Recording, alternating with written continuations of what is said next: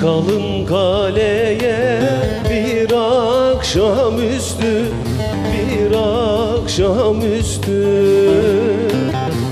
Sen Sivas'ı seyret, yar ben de seni, yar ben de seni. Sanma deli gönül yar sana küstü, yar sana küstü. Sen Sivas'ı seyret, yar ben de seni, yar ben de seni, yar ben de seni. Sen Şiran'ı seyret, yar ben de seni, yar ben de seni, yar ben de seni.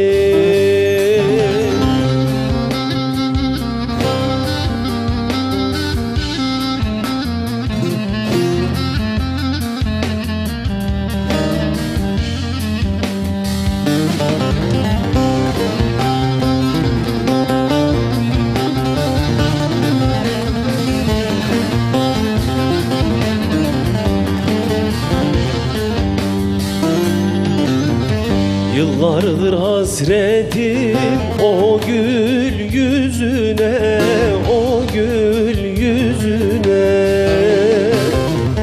Ceylan bakışına, kara gözüne, kara gözüne. Başımı koyup da dizin üstüne, gözün üstüne.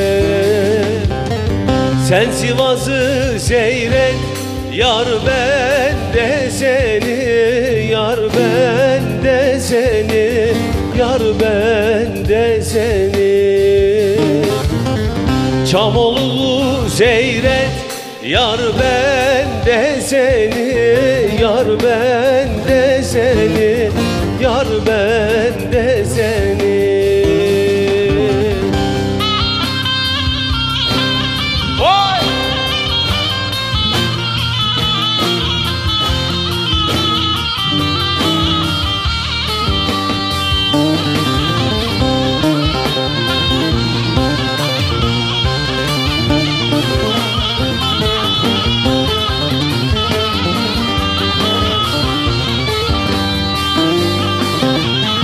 Bu garip Ferhat'ın kurbanın olsun, kurbanın olsun.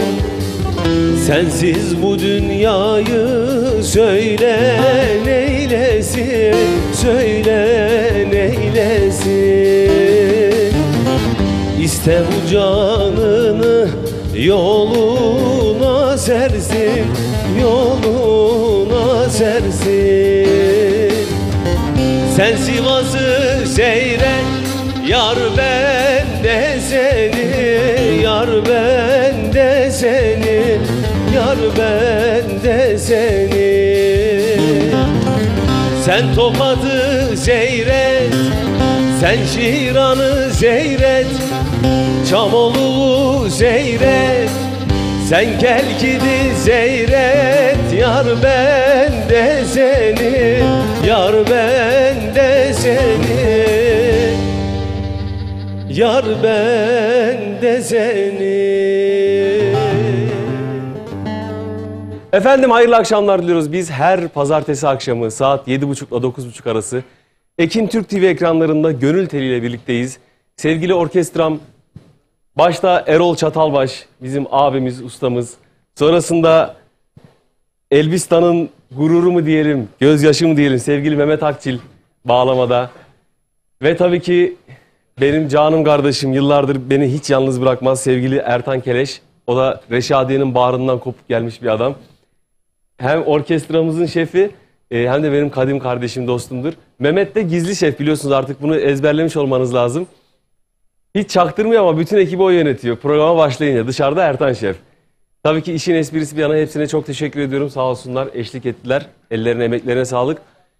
Ben hepinize şimdiden hayırlı akşamlar diliyorum. Malum pazartesi, sendrom diyoruz, biraz kasvetli, bir yağmur da var, trafik vesaire falan. Evlerinize gidip şöyle yemekleri yedikten sonra çayları elinize alıp güzel türküler dinlemek istiyorsanız, güzel türkülere eşlik etmek istiyorsanız tam adresindesiniz. Ekin Türk TV'de Gönül Teli başladı. Ama kimlerin katkısıyla? Malum bizim destekçilerimiz, maddi manevi yanımızda olan değerli dostlarımız var. Başta ana sponsorumuz Ekin Gayrimenkul olmak üzere bize alt bant sponsorluğu verip destek olan, yani şu sazların parasını çıkartan, malum işin maddi kısmı da var ya, hepsine çok teşekkür ediyorum. Alt bantlarımız hazırsa şöyle bir alttan geçelim. Sevgili Yavuz Yetimova ve Selahattin Gödek, Labum Kafe Esenler'de çıkışta yemeğe gidiyoruz. Sevil, hazırsınız değil mi arkadaşlar? Buradan çıkıp yemeğe gideceğiz Selahattin abilerin oraya. Çok teşekkür ediyoruz ikisine de. Ustam Forklift Hizmetleri, sevgili Levent Kaya benim kuzenimdir, canımdır. Çok teşekkür ediyorum ona da katkılarından dolayı. Hatta birazdan galiba gelecek, ziyaret edecek. Bayram Demir, Milat Güvenlik. Çok teşekkür ediyorum.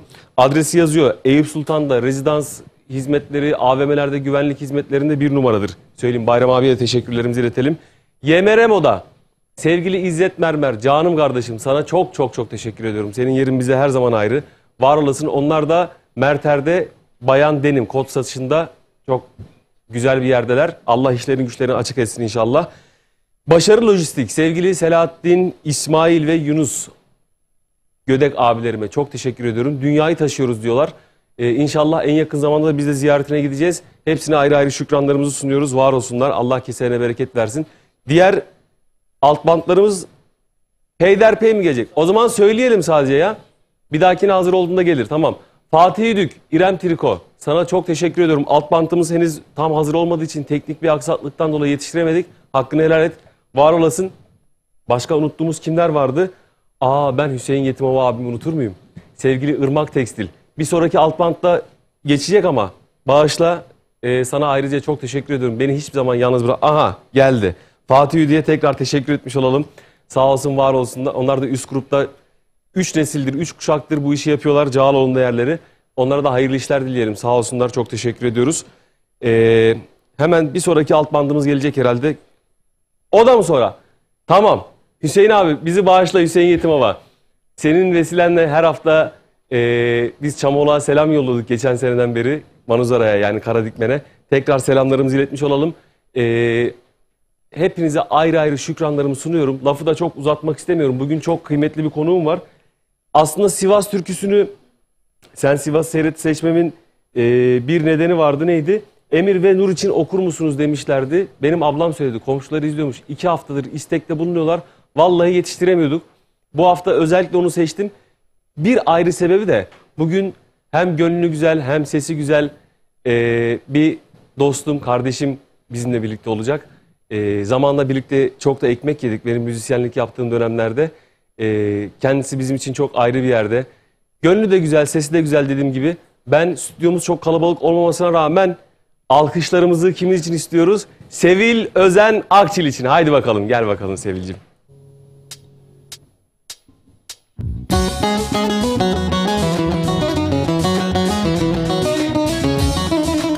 Vay!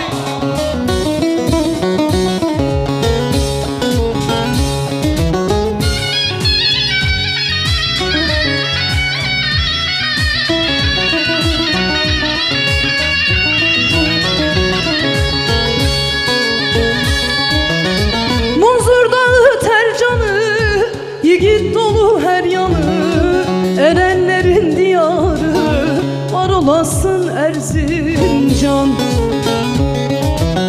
Munzur Dağı Tercanı, yiğit dolu her yanı, erenlerin diyarı, var olasın Erzincan. Erzincan, Erzincan, yaram derin Erzincan.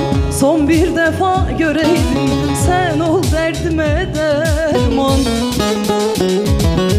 Erzincan, Erzincan, yaram derin Erzincan. Son bir defa göreydim, sen ol derdime derman.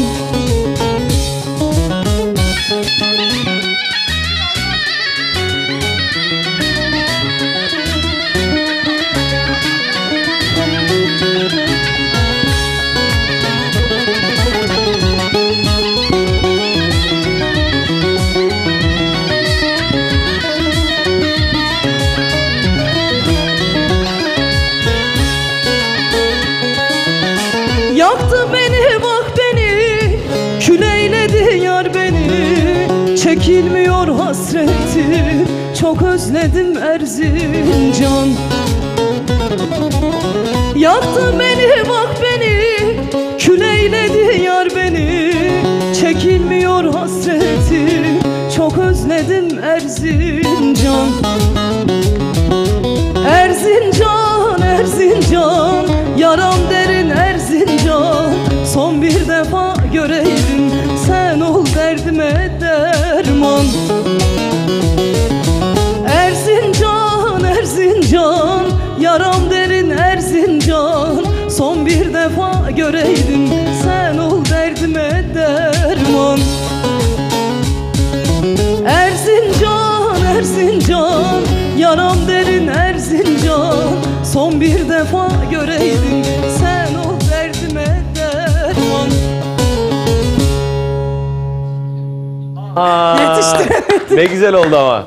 Mehmet, ayrı bir güzel çaldın. Sebebi ne acaba ya? Allah Allah. Ben sanki böyle bir duygusal bağdan dolayı mı? Bu arada şöyle bir dipnot geçelim. Sevil Mehmet, düğün ne zamandı sizin? Eylül. Eylül'de evlendiler.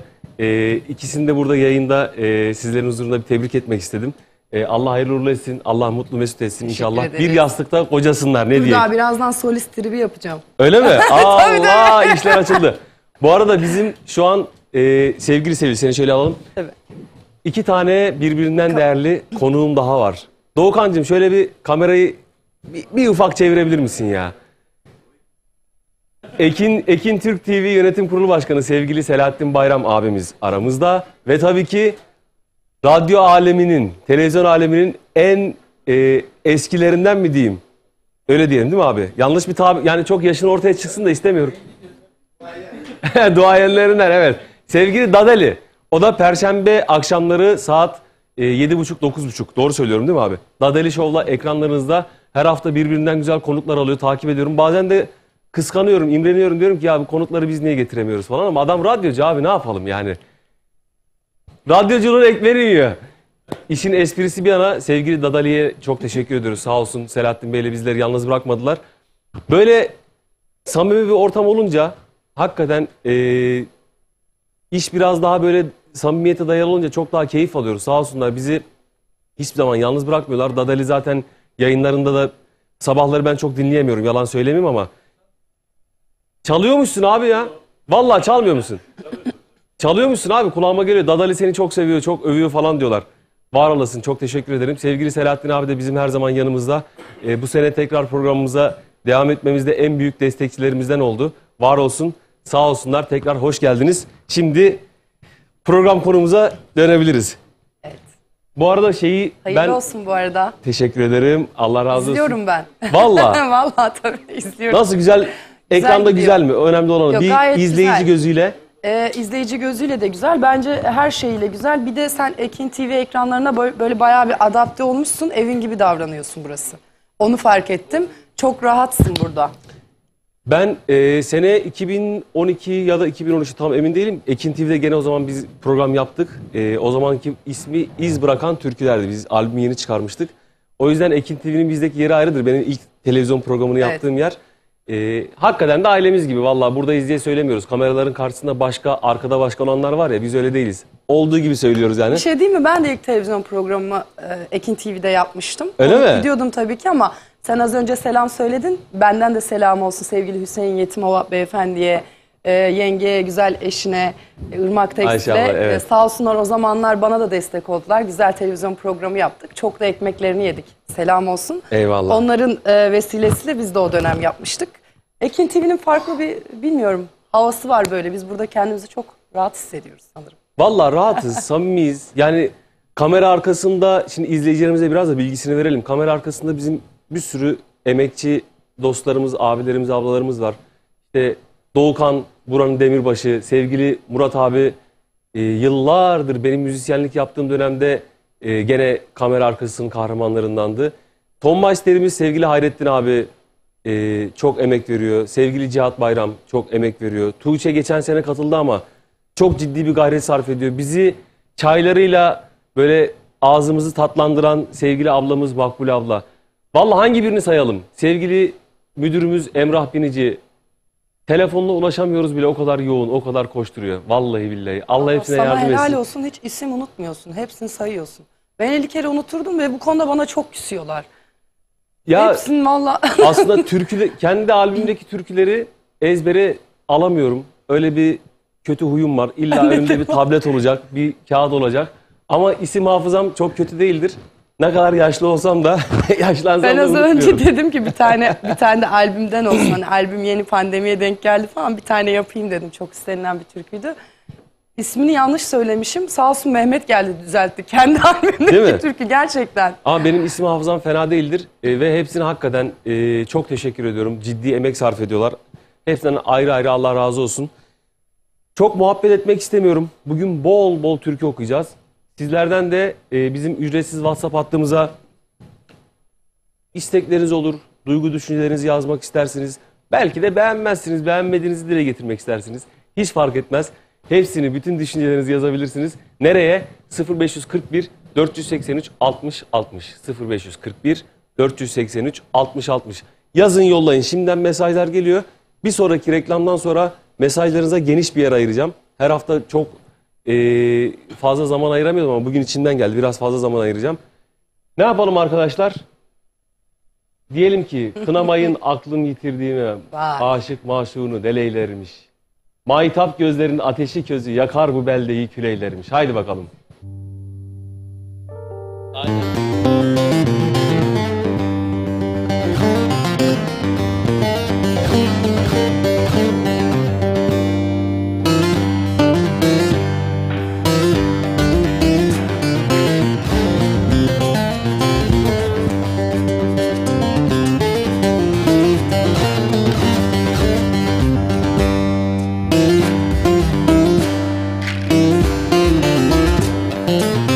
Kınamayın aklım yitirdiğime, aşık maşuğunu deleylerimi.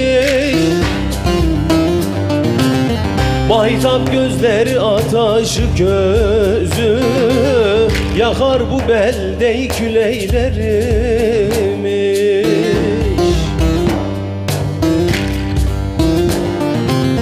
Maytap gözleri ataşı gözü yakar bu beldeyi küleylermiş.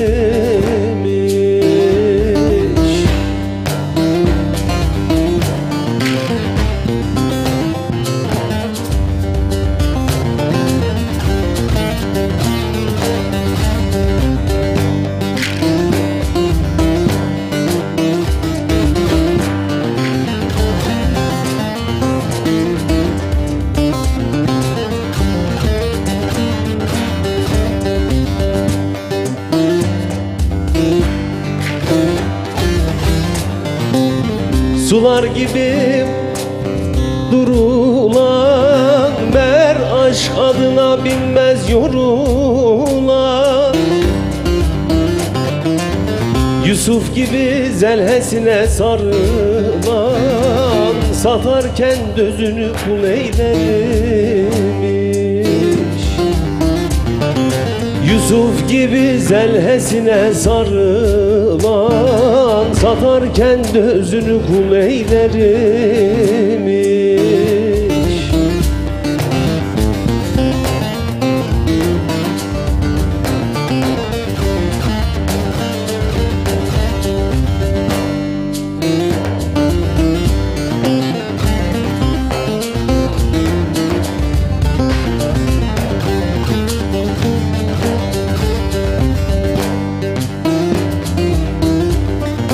Söylen baksın ataşıma gözüme, aşık kanmaz maşuğunun sözüne.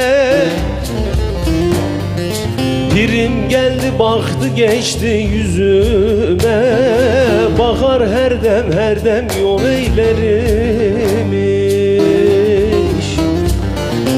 Pirim geldi baktı geçti yüzüme, bakar her dem yol eylermiş. Vay!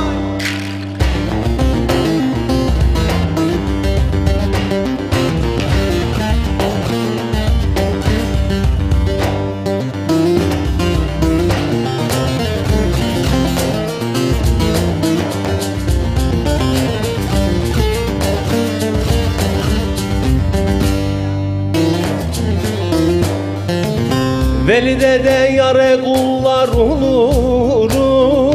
Yar el katmazsa bu dertten ölürüm.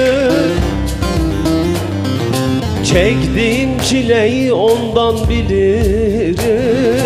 Neylerse Adem'e yol eylermiş. Çektiğim çileyi kendim bilirim. Neylerse Adem'e kul eylermiş.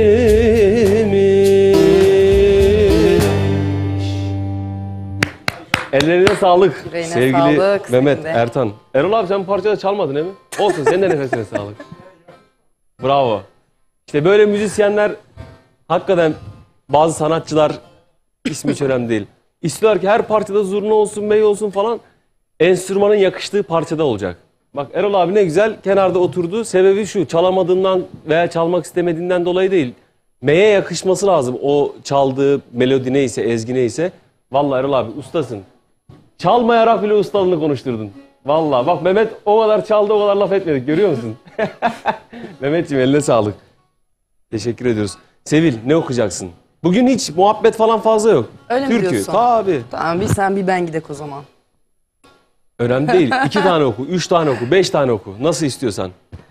Renkli olsun. Bir senden bir benden dinlesinler. Olur. Hakkımıza girmeden bence öyle gidelim o zaman. Eyvallah. Ben de o zaman, ben bu arada hep isteklerden gidiyorum. Böyle sosyal medyada bana yazılan, işte şunu okur musun, bunu okur musun Bravo, dedikleri. daha güzel. Elimden geldiği kadar, herkesin mesajlarına bakamıyorum tabii bu arada ama gördüklerimi okuyayım. Mesela Kapının Önüne Önlük Dikiği okuyalım. Allah. Haydi bakalım.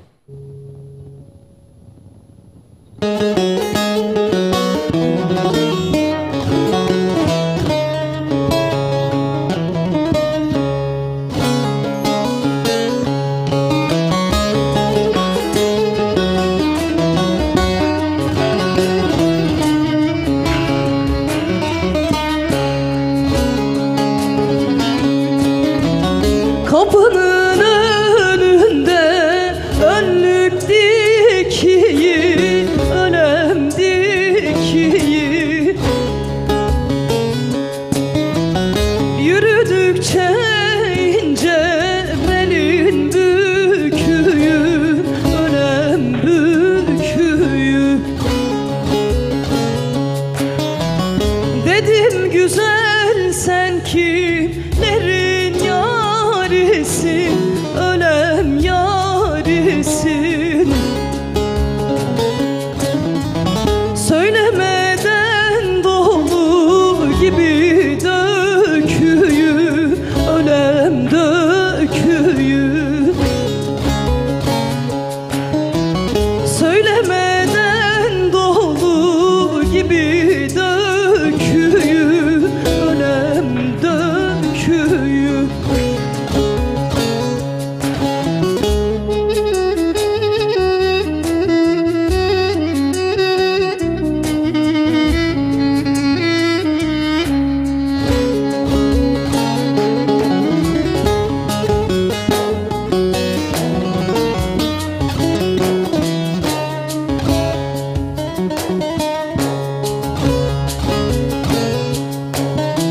Saçların yüzüne örülmüş perde, örülmüş perde. Seni kim uğrattı bu zalim derde, bu hain derde? Sordum ki güzele, sevdiğin nerede, sevdiğin nerede? Ah ettikçe ciğerimi söküyü, ölem söküyü.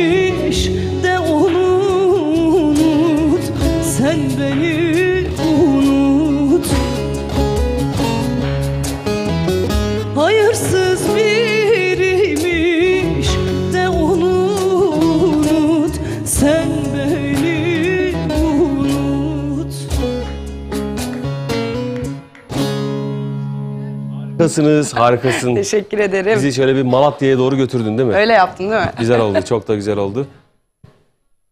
Evet. Mehmetciğim, o bağlamayı bırakabilirsin. Şöyle bir... Mehmet, bir açış yapar mısın ya? Bu arada bizim Mehmet'in açışları meşhurdur. Uzun hava açışları. Vallahi ben ona uzun havanın mucidi diyorum.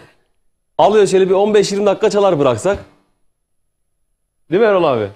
Güzel çalıyor ama Allah var. Vallahi çok duygulu çalıyor. Bize nereye doğru götür? Önce bir Reşadiye, sonra Gölova, sonra... Gölova. Tabii.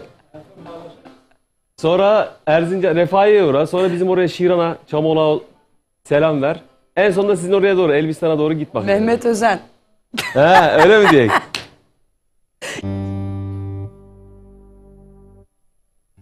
Çok özür dilerim. Açış yapıyor ya, ben de biliyorum uzattığını. Ekran kaydı alayım dedim. Hani sosyal medyada falan kullanır. Abicim bitmiyor. Al bitmedi. Geldim dinliyor bitmiyor. Neyse. Mehmet, sevgili Vedat Gündoğdu'dan güzel bir uzun hava nedir? Bir yanım gurbette, bir yanım dertte. Sızım sızım sızlar, yaram elbette. Hadi bakalım.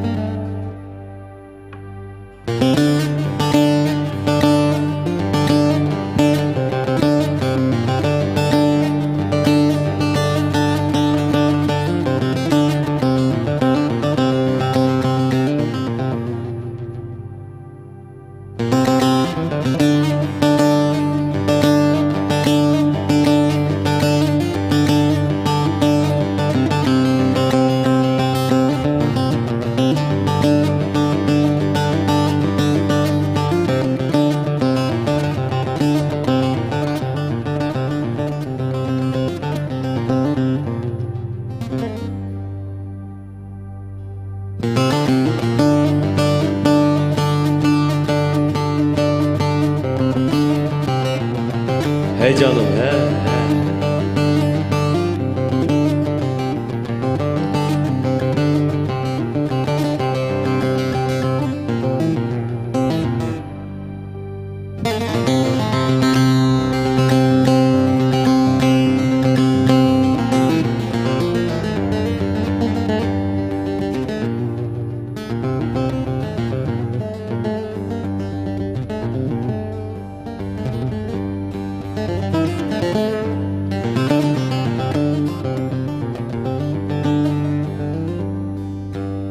Bir yanım gurbette, bir yanım dertte.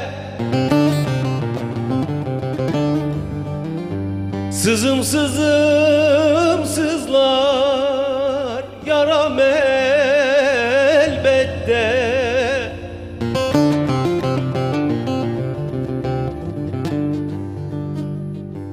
Ne gözüm var mülkte, ne de servette.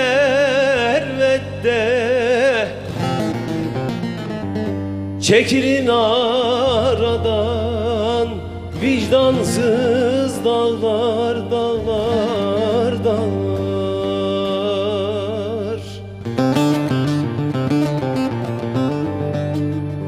Ne gözüm var mülkte, ne de servette.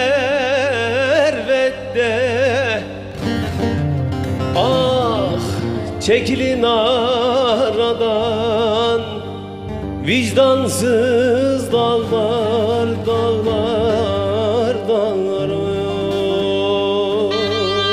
Vay!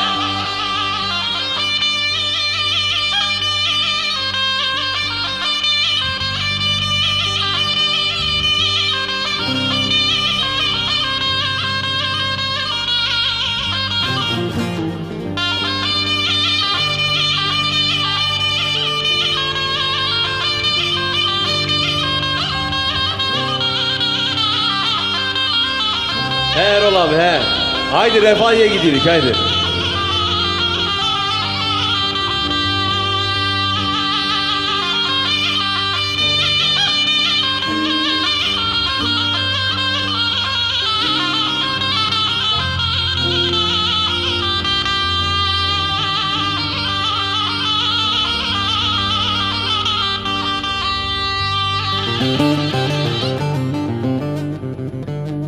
Anlattım anlattım kimse anlamaz.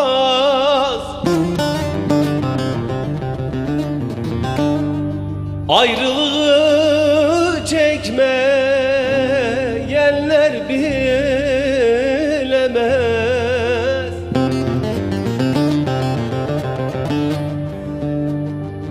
Gün doğdu gurbette yaram ey olmaz. Çekilin aradan vicdansız dağlar dağlar.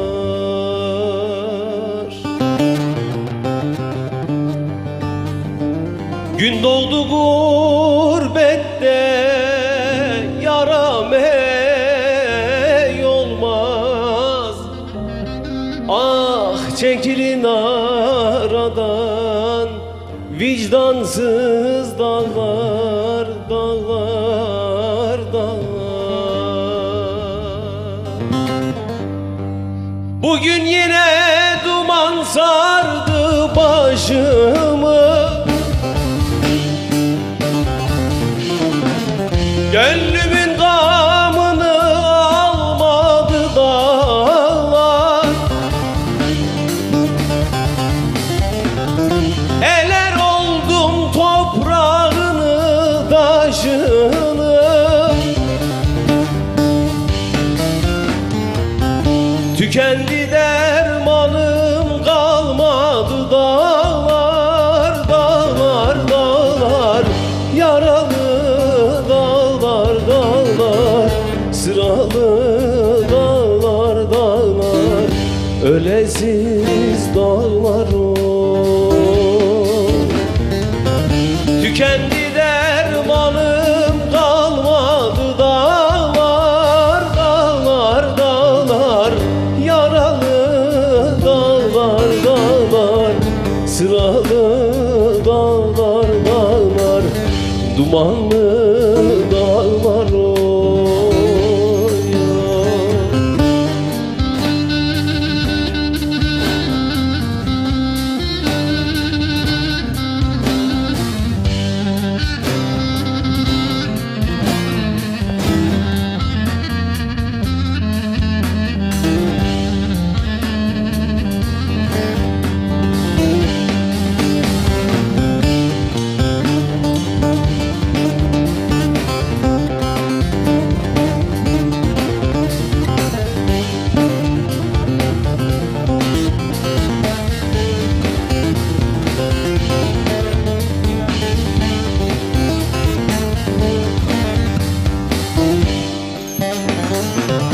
Taşlar üzerime, toprak tenime,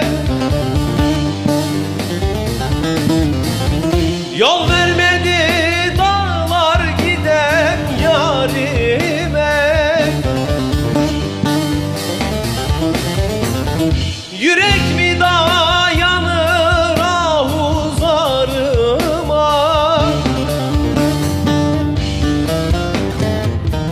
Var gücünle vurdun sineme dağlar dağlar dağlar. Yaralı dağlar dağlar, sıralı dağlar dağlar, dumanlı dağlar o. Tükendi dermanım kalmadı dağlar dağlar dağlar. Yaralı dağlar dağlar, sıralı dağlar dağlar, ölesiz dağlar oy oy. Var gücünle vurdun sineme dağlar dağlar dağlar. Yaralı dağlar dağlar, sıralı dağlar dağlar, dumanlı dağlar oy. Sevgili Güzel arkadaşlar, oldu böyle peş peşe. dağlardan girmişken devam edelim dedik ya. İyi Vallahi yaptın. öyle bir içimden geldi. Güzel oldu herhalde ya. Çok güzel oldu. Doğukancığım sana bugün çok eziyet olduk biliyorum ama şu kamerayı bir çevirsene ya. Aa, Soner de buradaymış. Yanındaki kim? Benim başımın belası kuzenim. Az önce reklamını yaptık. Para getirdin herhalde değil mi? Ustam forklift. Sevgili Levent. Biz Recep diye biliyoruz ama piyasada Levent diye biliyorlar. Levent Kaya. Sevgili Soner kardeşimle beraber geldiler. Hoş geldiniz, şerefler getirdiniz. Türkü dinlemeye geldiniz. Sabaha kadar buradayız. Gitme yok, buradayız. Evet, şimdi biraz ufak bir muhabbet edelim. Ne yapıyorsun, ne ediyorsun, yeni çalışmalar? Artık senin çalışmaların basit. Mehmet'in stüdyosu var. Tabii. Bence hiç öyle deme. Vallahi yapmıyor mu sana iş yoksa? Şimdi ekran başında bir şey yapayım da senin şey gibi ama tehdit ediyor beni. Mehmet, yeni çalışma yapmıyor musun sen? Ya şaka bir yana 2 tane eser var. İnşallah çıkacak. Onu bekliyoruz. Aranjeleri Mehmet'e mi ait yoksa başka bir yerlerde mi çalıştın hani evvelinde? Yok. Her şey Mehmet'e ait. Süper. Onu bekliyoruz. Çıkarmasını bekliyoruz. Sabırsız bir şekilde bekliyoruz yani. Peki o zaman Anlamışsındır umarım. şimdi ben yayında sıkıştırmayı o kadar çok seviyorum ki inanamazsın yemin ederim. İzliyorum, evet. Mehmetciğim, şimdi bu yeni çalışmalar ne zaman çıkacak falan yani işin aranjörü yönetmeni olarak bir malumat almak isteriz. Bu konuda Çalışmalarımız hızlı bir şekilde devam ediyor. duyamadık, bir daha söyler misin? Hızlı bir şekilde devam ediyor. Peki hızlı, tamam çalışmalar devam ediyor da ne zaman çıkacak piyasaya? Yani biz dijitalde ne zaman dinleyeceğiz? Yakın zamanda inşallah. Yakın zaman ne zaman? Ya sürpriz yakın zamanda yani. İşte Mehmet senin sürprizlerin bitmiyor. İlk hafta dedim ki, Mehmet dedim, geçen sene Zinet Salih'e, Göksel'e falan gittim. Bizi birkaç program yalnız bıraktın. Bu sene öyle bir şeyler yaşayacak mıyız dedim. Sürpriz abi dedi. Şimdi de sürpriz diyor. Mehmet bu sürprizlerin ardı arkası kesilmiyor. Bak biz senden net şeyler duymak istiyoruz. Çalışmalar ne zaman çıkıyor? Şu an Sevil'in adına seni sıkıştırıyorum. Harika, evet. yakın Devam. zamanda dediğim gibi işte. Mesela bir ay. Diyelim mi? Tamam. Bir ay sonra sevgili Sevil'in çalışmalarını dinleyeceğiz. Halay mı, horan mı, türkü formunda beste mi? Nedir bunlar? 2 tane güzel türkü. Zaten biri sıfır bir eser. Kimlere ait? Beste, Ee, söz. Sevgili Hazar Yıldız'a ait biri. Biri de sevgili Mustafa Küçük hocamıza ait. Oo süper. Evet, 2 tane güzel türkü birbirinden. İkisini de peş peşe çıkarmayı düşünüyorum. Bekledi çünkü bu eserler. Bir de bayağıdır yapmadım bir şey. Öyle eski türküleri paylaşınca hemen sosyal medyada ablacığım tamam ama senden yeni bir şeyler bekliyoruz falan. Yani yeni diyorlar. işler bekliyorsunuz da hepsi masraf yani. Evet, masraf o kısmını bilmiyorlar tabii ki. Tabii yani. Biz de bekliyoruz ama olmuyor. İnşallah bakalım artık bir ay Ama sen artık şanslısın ben sana söyleyeyim. Vallahi. Mehmet peşleme. sıkıştırmaya başlamışken bir eser de bana yaparsın artık değil mi? Sürpriz abi. Sürpriz abi, bakarız abi. O da yakın zamanda inşallah değil mi? Tamam Mehmetciğim senden bunun da sözünü aldık. Tam tarih vermesek de yapacağız inşallah. Yüksek yerlere tanıdıklarımız var, halledeceğiz. Tamam. Sevil ne okuyacaksın bize? Ben bir istek vardı. Gamze ablamın isteğiydi. Şikayetim vardır Çarkıfelek'ten. Onu Oo okuyayım. süper. Çok Diyorum ya, severim. bugün biz aynı kafadan gidiyoruz seninle. Süper. Hadi bakalım.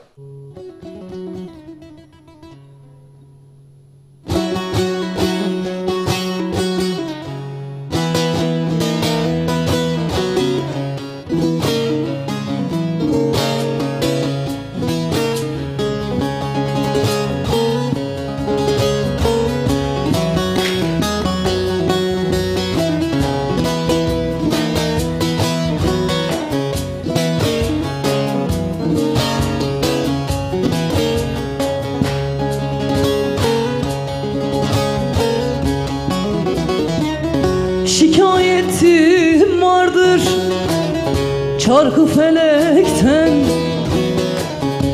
feleğine de düşman oldum ağlarım.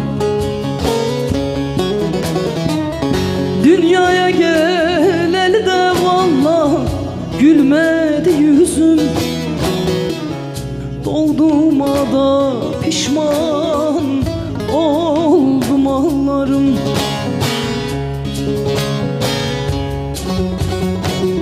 Dünyaya geleli de vallahi gülmedi yüzüm. Doğduğuma da pişman pişman oldum ağlarım.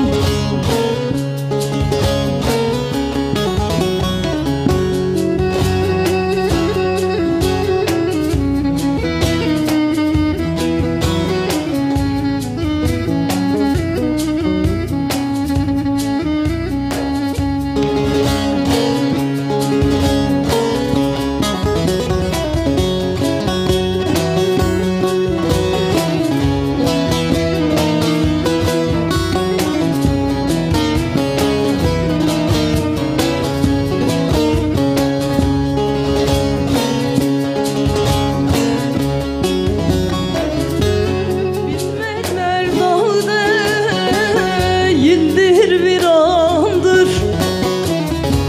Bizim eller dağ değildir virandır. Kadir Mevlam nice murat verendir, heyecan verendir.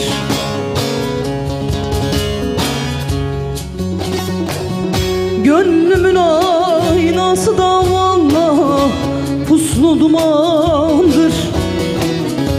Yaz gelmez kış ben oldum ağlarım.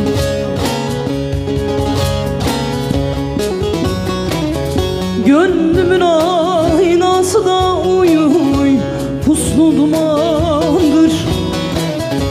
Yaz gelmez kış ben oldum ağlarım.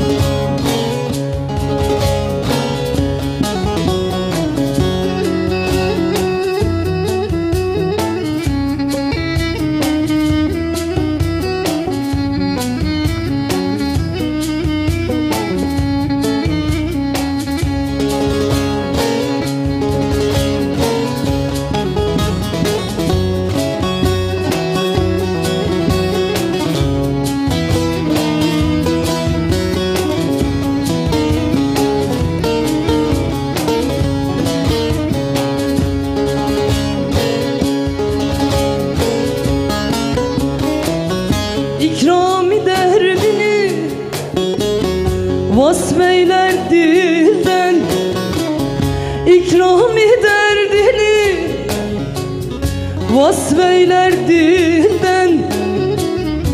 Ah çeker ağlarım, ne gelir elden, ne gelir elden.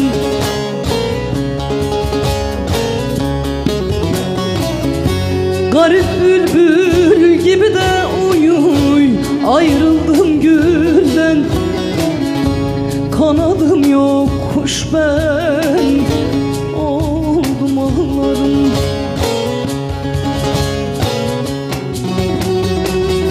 Garip bülbül gibi de vallahi ayrıldım gülden.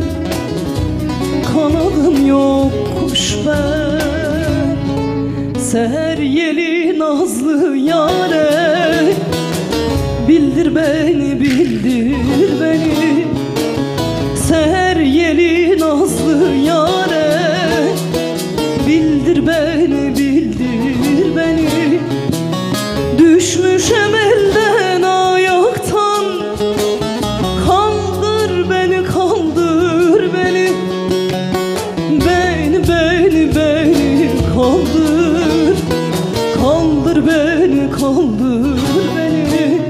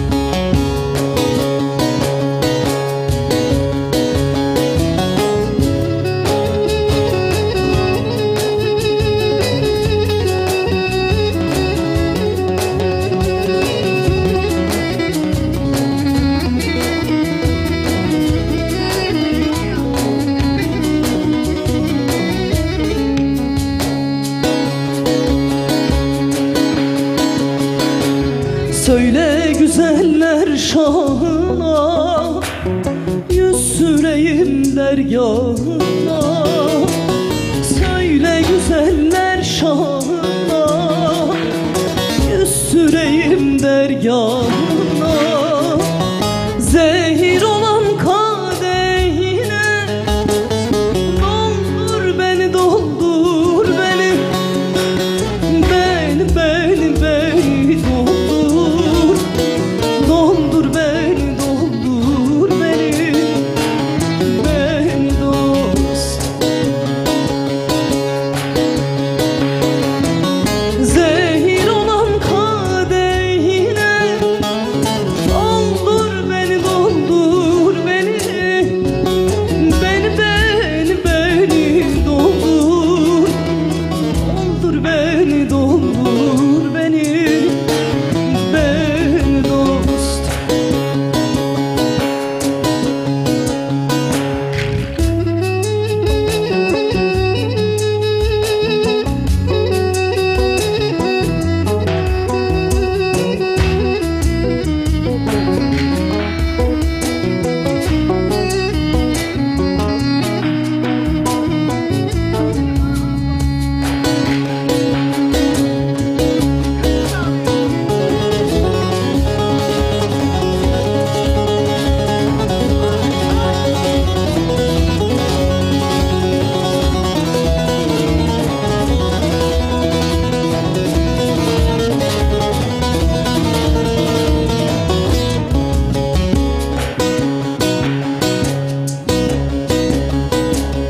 Kul Ahmet'im gönül versem, bağımda gülleri dersem.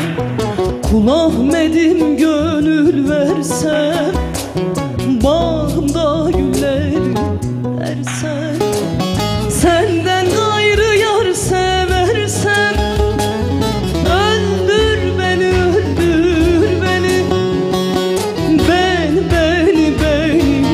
öldür, öldür beni, öldür beni, beni dost. Senden gayrı yar seversem, öldür beni, öldür beni, beni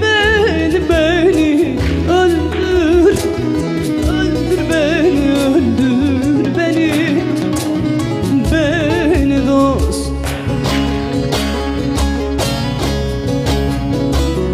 Düşmüşem elden ayaktan, kaldır beni, kaldır beni, beni kaldır, kaldır beni, kaldır beni, beni dost.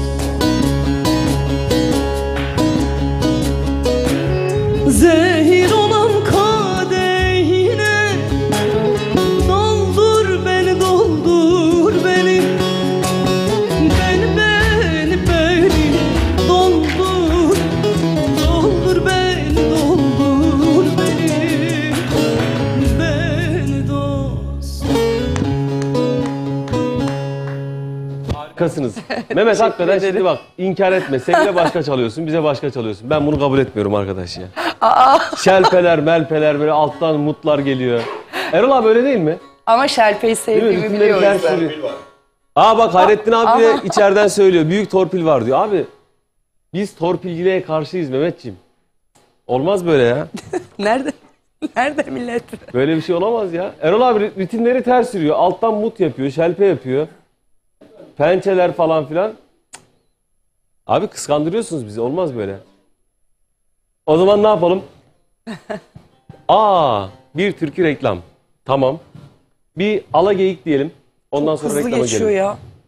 Bizim program böyle. Vallahi. Muhabbet, sohbet, türkü derken Ama ne güzel böyle türkü çok konuşmadan insanları doyuruyoruz bu şekilde. Öyle değil mi? inşallah öyledir. İzleyicilerimiz Öyledir öyle. takdirlerini birazdan mesajlarıyla bize gösterecekler. Bak kuzen buradan Recep söylüyor. Levent. Diyor ki 10 numara diyor. Teşekkür ediyoruz kuzucuğum. Hadi bir ala geyik diyelim ondan sonra reklama gidelim arkadaşlar.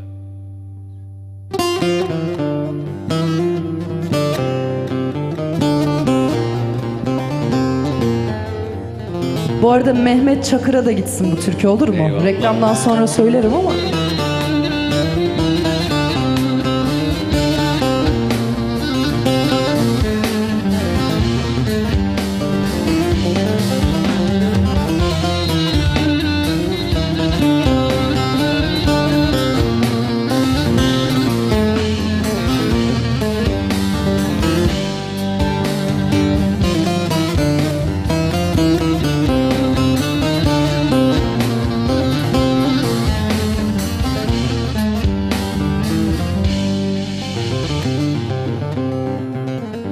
Ana geyik ne boynunu sallarsın,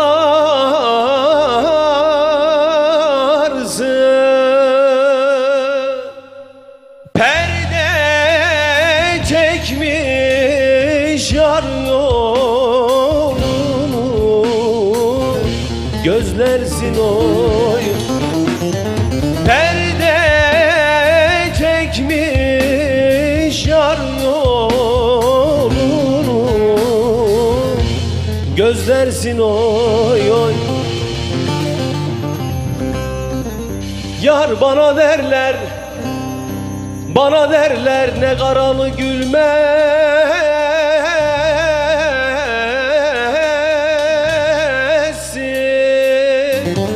Mevlam güldürmedi, ben nasıl gülem oy. Mevlam güldürmedi, ben nasıl gülem oy oy.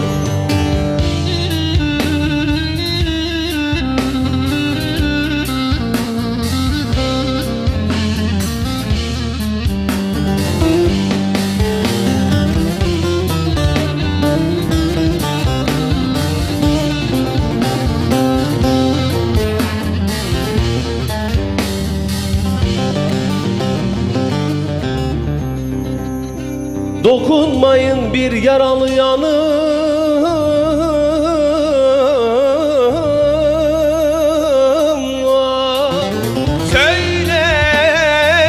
söyletmeyin efkarım var, zarım var oy oy. Söyletmeyin efkarım var, zarım var oy oy. Yar bana derler, bana derler şu gurbette neyin var. Bilmezler ki kömür gözlü yarim var oy oy. Bilmezler ki kömür gözlü yarim var oy oy. Bilmezler ki kömür gözlü yarim var oy oy. Bilmezler ki kömür gözlü,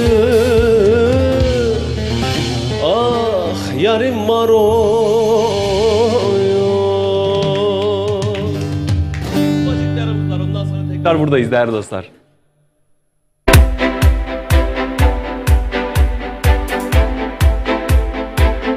29 Ekim Cumhuriyet'in 100. yılına istinaden İzledim. 549 bin lira yerine 449 bin liraya bir ay sürecek olan bir süre vermiştik. Bu bitti. Artık normal fiyatına geldi. Önce bir yeri anlatayım ben ama zaten bu da güzel bir fiyat aslında. Çanakkale Gelibolu'da muhteşem parsellerimiz var değerli izleyenler. Denize 1 kilometre mesafede. Bak sen de tam böyle net dinlersen sevgili Hüseyin'im. Ben özellikle izledim zaten. O Öyle yüzden, mi? tabii. Tamam. Ben takip Vakıfım etmez miyim? diyorsun yani, evet. Vallahi vakıfım. Denize 1 kilometre mesafede yürüyerek 5 dakikada gidebiliyorsunuz. Evet. Merkeze yine 1 kilometre mesafede yürüyerek 5 dakikada gidebiliyorsunuz. Otobana 500 metre mesafede. Hemen asfaltın yanında. Evet, yerlerimiz. Orada elektriği Tabii. var, kanalizasyonu var, her şeyi mevcut. Hemen yanı başında orada villalar var. Gözdekent sitesi, Datça Gözdekent sitesi var. Süper. Gerçekten konum olarak çok güzel. Suyu mevcut, elektriği mevcut, imarlı parseller. İsteyen oraya ne yapacak biliyor musunuz? Gelecek işte tin house'unu koyabilir. İsteyen ahşap evini koyabilir. Konteyner. İsteyen, evet, aynı şey, konteynerini koyabilir. Prefabrik koyabilirsiniz. Orası bir yaşam alanı. Ve Saros Körfezi'ne dediğim hani bu kadar yakın mesafede Saros Körfezi'ne gelenler, mesela bu hafta gelenler bilir. Biz bu hafta toplam 13 kişiye daha verdik oradan. Hayırlı olsun, çok dün bunların işlemleri yapıldı. Bak geldiler, gördüler.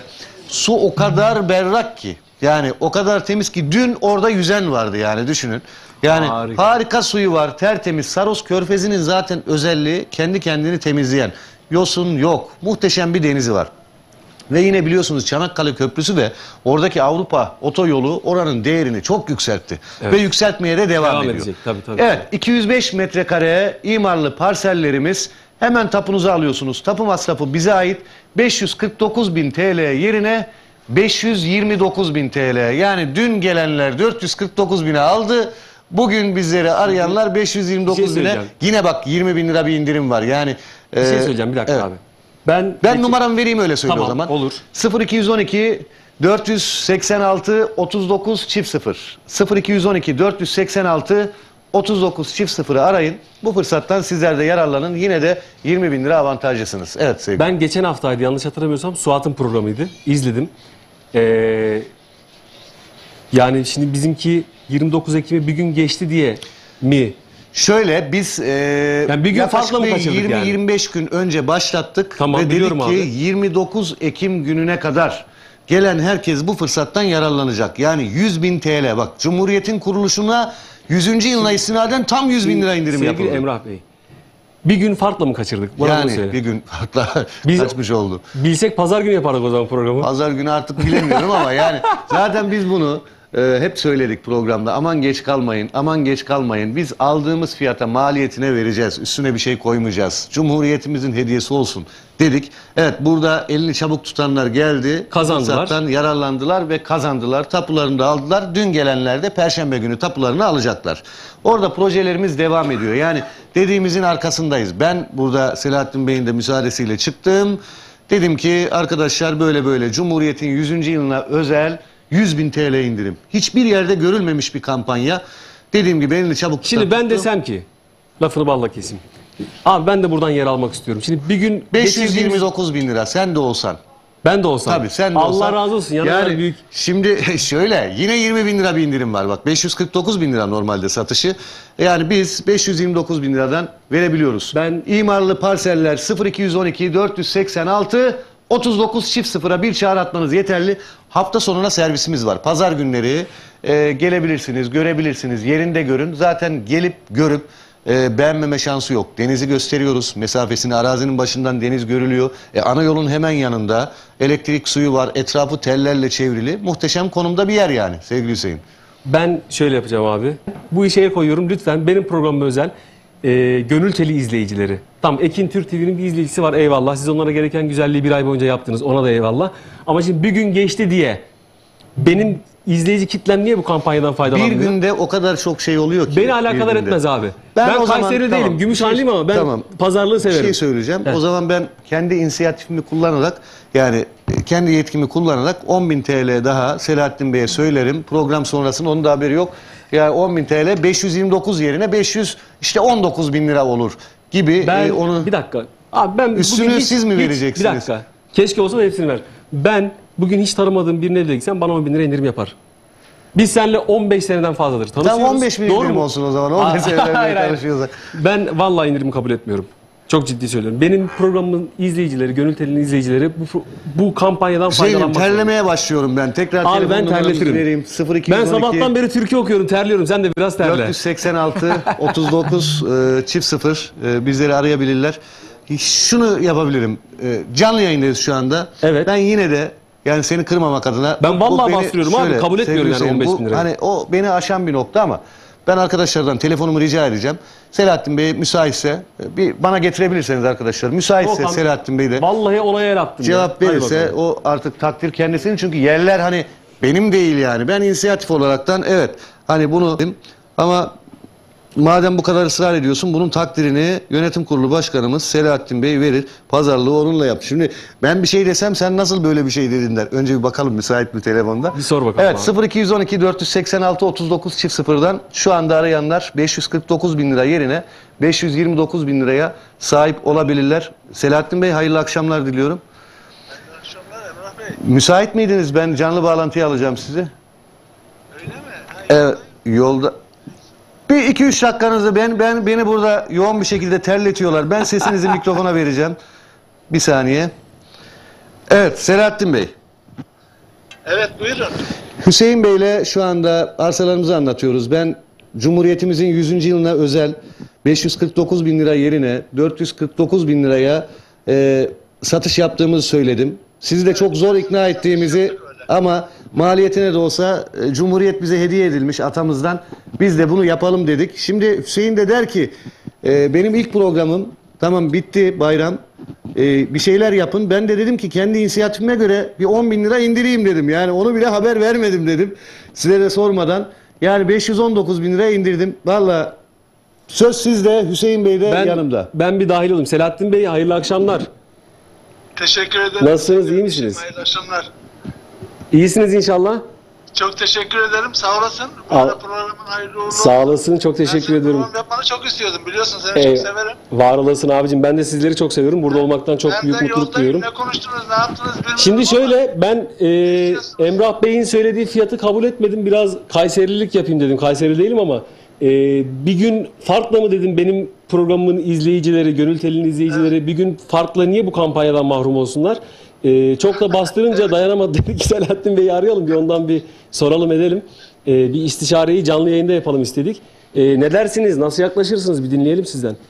Ya Hüseyin kardeşim ben biliyorsun seni severim. Bilmiyorum ne istiyorsunuz? Zaten biz orayı karsız olarak bir Cumhuriyet ve 100. yıl dolayısıyla bir kampanya yaptık. Ve burada da sattık sanıyorum 12 tane falan bir arsamız kaldı orada. 40 taneydi. Artık bundan da biraz kar ederim diye fiyatı aslında 549 yerine 529 yapalım dedik. Öyle girdik yayına ama siz ne istiyorsunuz? Selahattin abi benim isteğim şu. Ben bu dün biten kampanyanızı benim programı özel ne kadar uzatabilirsiniz bilmiyorum. Sizin de karınızdan çok etmek istemem ama ne kadar uzatabilirseniz uzatın. Gönül Teli'nin izleyicileri de bu kampanyadan zaten- faydalanmış olsunlar. Çok az bir arsamız kaldı orada. Zaten yani bir uzattık mıydı biter. Yani Tamam bitsin işte ne güzel hızlı satış olur. biz de bu projeden hiç kar etmeden kapatmış oluruz. Kiminin parası kiminin duası derler. Selahattin Bey bak çok dua alırsın. Ben sana burada söyleyeyim. araya girmiyorum yani kötü olmamak adına. Evet. Yani bu 449'u mu devam ettirmek istiyorsun? Evet aynen öyle. Yani bu kampanya dün bitmiş olmasın. Tamam biz bayramımızı kutladık. 100. yılın bütün nimetlerinden Allah'a şükür şimdiye kadar faydalandık. Bundan sonra bir 100 yıl daha hatta nice yüzyıllar inşallah faydalanırız. Ama bu kampanyadan da bu kadar kısa vadede yani dinleyicilerimiz mağdur olmasınlar. Biraz daha uzatalım. Evet. Evet doğru. Tabii bu ara Cumhuriyetimizin 100. yılını bütün milletimize hayırlı uğurlu olmasını diliyoruz. Şimdi ne yapsam bilmiyorum ki. Yani ben o zaman Emrah Bey'e bırakayım. Abi Emrah Bey'e bırakma. Sen sen Hüseyin kardeşinin sen Hüseyin kardeşinin tavsiyesini değerlendir, önemse. Bir 15 gün, 20 gün ne kadar yapabiliyorsan bu kampanyayı biraz daha uzat sana zahmet. O zaman onu bir dahaki pazartesine kadar mı uzatalım? Ya da ben bir şey söyleyeceğim de yani. Dahil tamam. Şimdi sen dahil olabilirsin. Ya Evet. zaten 12 Ben o tane zaman- 12 tane kalmış. Bari o bitene kadar desek mi acaba? Yani. Bu konuda ben Emrah Bey'i yetkili bırakayım. O zaman biz senden olur aldık diye düşünüyoruz Selahattin Bey. Selahattin Bey canlı yayında yetkili bırakayım diyorsunuz ama canlı yayından sonra neyle karşılaşacağımızı bilmiyoruz. Yani biz bunun sözünü bence canlı yayında alalım. Sonra problem olmasın. Tamam o zaman bir dahaki pazartesi ayın 6'sı mı? Zannedersem. Bakmamız lazım. Altısı oluyor evet. O zaman pazartesine kadar bu 100. yıl kampanyasını, Cumhuriyet'in 100. yıl kampanyasını bu 100. yılın şerefine ayın 6'sına kadar da uzatalım bir hafta. Peki çok teşekkür ediyoruz o zaman. Bence bir hafta yetersiz ama ağanın eli tutulmaz. Ne diyelim? Ya sen ona bir hafta daha ekle Selahattin Bey ben sana söyleyeyim. Peki 2 hafta olsun. Heh. Büyük adamsın. Çok teşekkür Hayırlı ediyoruz. uğurlu olsun. Çok Sağ olun. teşekkürler. Hayırlı akşamlar Hüseyin diliyorum. Bey senin sayende bu. Eyvallah. Bütün, Çok teşekkür ediyorum beni kırmadığınız için. Var olun. Arsa alacaklara da hayırlı uğurlu olsun. İnşallah. Sana çok dua etsinler. Eyvallah. Çok Allah teşekkür razı olsun. ederim. Hayırlı akşamlar diliyoruz. Ben çok teşekkür ediyorum. Tekrar programın hayırlı uğurlu olsun. Sağ olasın Serhat Sağ Hanım. olun. Çok teşekkür ederim. Sağ olun. Telefonumu da vereyim ben arkadaşlarımıza. Cihat Bey ticaret yapabilir miyim? Ne diyorsun? Evet, şimdi Güzel pazarlık yapıyoruz, o zaman değil mi? süremiz de hemen bitiyor. Sanatçımız da var. Ben hemen toparlayacağım. Gelibolu'da, Çanakkale Gelibolu'da Selahattin Bey'in de Hüseyin Kaya'nın da ısrarıyla, Selahattin Bey'in de Onayıyla. onayıyla tekrardan bir 15 gün, 14 gün özür diliyorum. 14 gün yine aynı kampanya devam edecek. Elinizi çabuk tutun. Fazla da uzatmayacağım. Yer kendisini belli ediyor zaten. 449 bin liradan 2 hafta daha devam edeceğiz. 0212 486 39 00.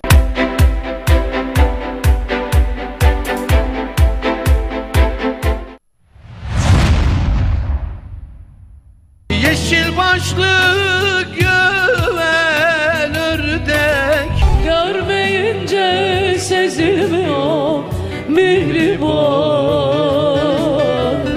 Gözlerim her yerde dıla dıla dıla seni arıyor. Bu devran zalim bu devran.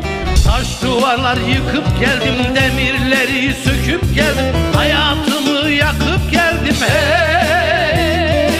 Unutursun, unutursun mihriban. Yine zindan oldu dünya başıma. Bir çınardım, devrildim. Ben sevmem bilirsin yalanı dolanı geldin ne olur. Zemher ayından oy oy, gül ister benden oy oy. Özlem İlgen ve Orhan Narinç'in hazırlayıp sunduğu Özlem Dolu Ezgiler programı her salı 19.30'da Ekin Türk TV'de sizlerle.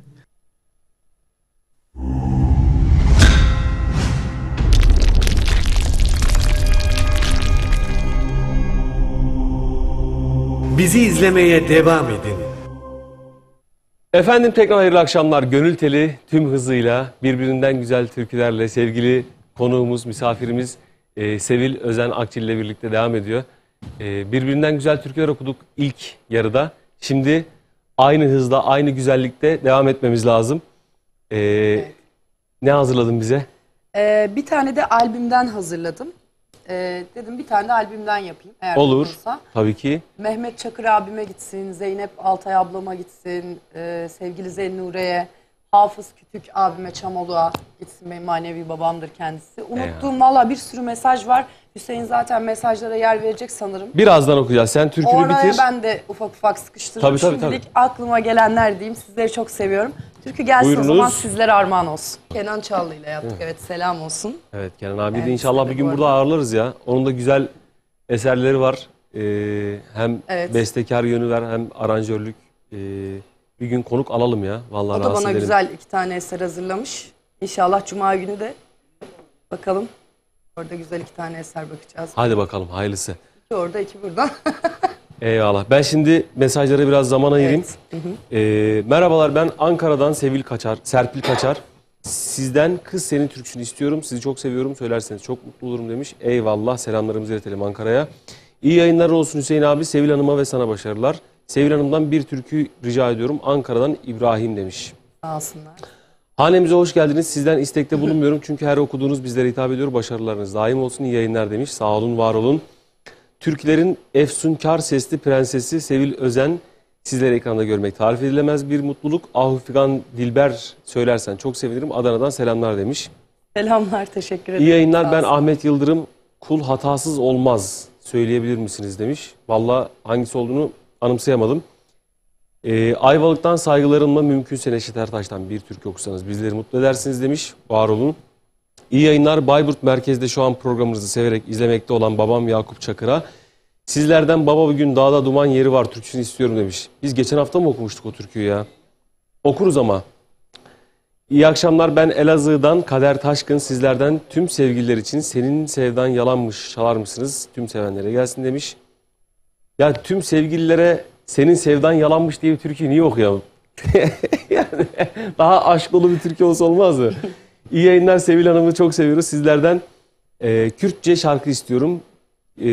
Mersin'den Rojda veya başka bir Kürtçe de olabilir demiş. Eyvallah. Teşekkür Kolay ederiz. gelsin. Hayırlı akşamlar. Batman Kozluk Yukarıalışık Köyü'nden Mehmet Şakir Avcı. Sizden askeri eğitimde olan dayım Sedat Avcı için demiş. Eyvallah. Selamlarımızı iletelim. Hayırlı tezkereler diyelim askerimize de.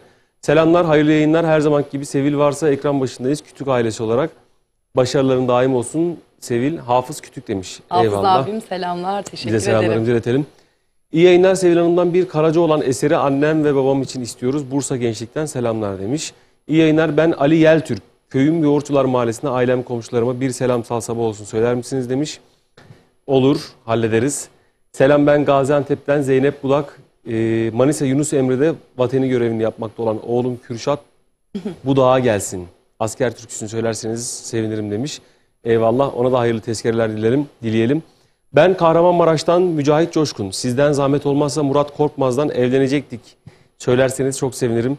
Vallahi ben bilmiyorum. Ben de bilmiyorum. Şimdiden çok teşekkür ederim. Tüm sevip de kavuşamayanlara gelsin demiş. Eyvallah.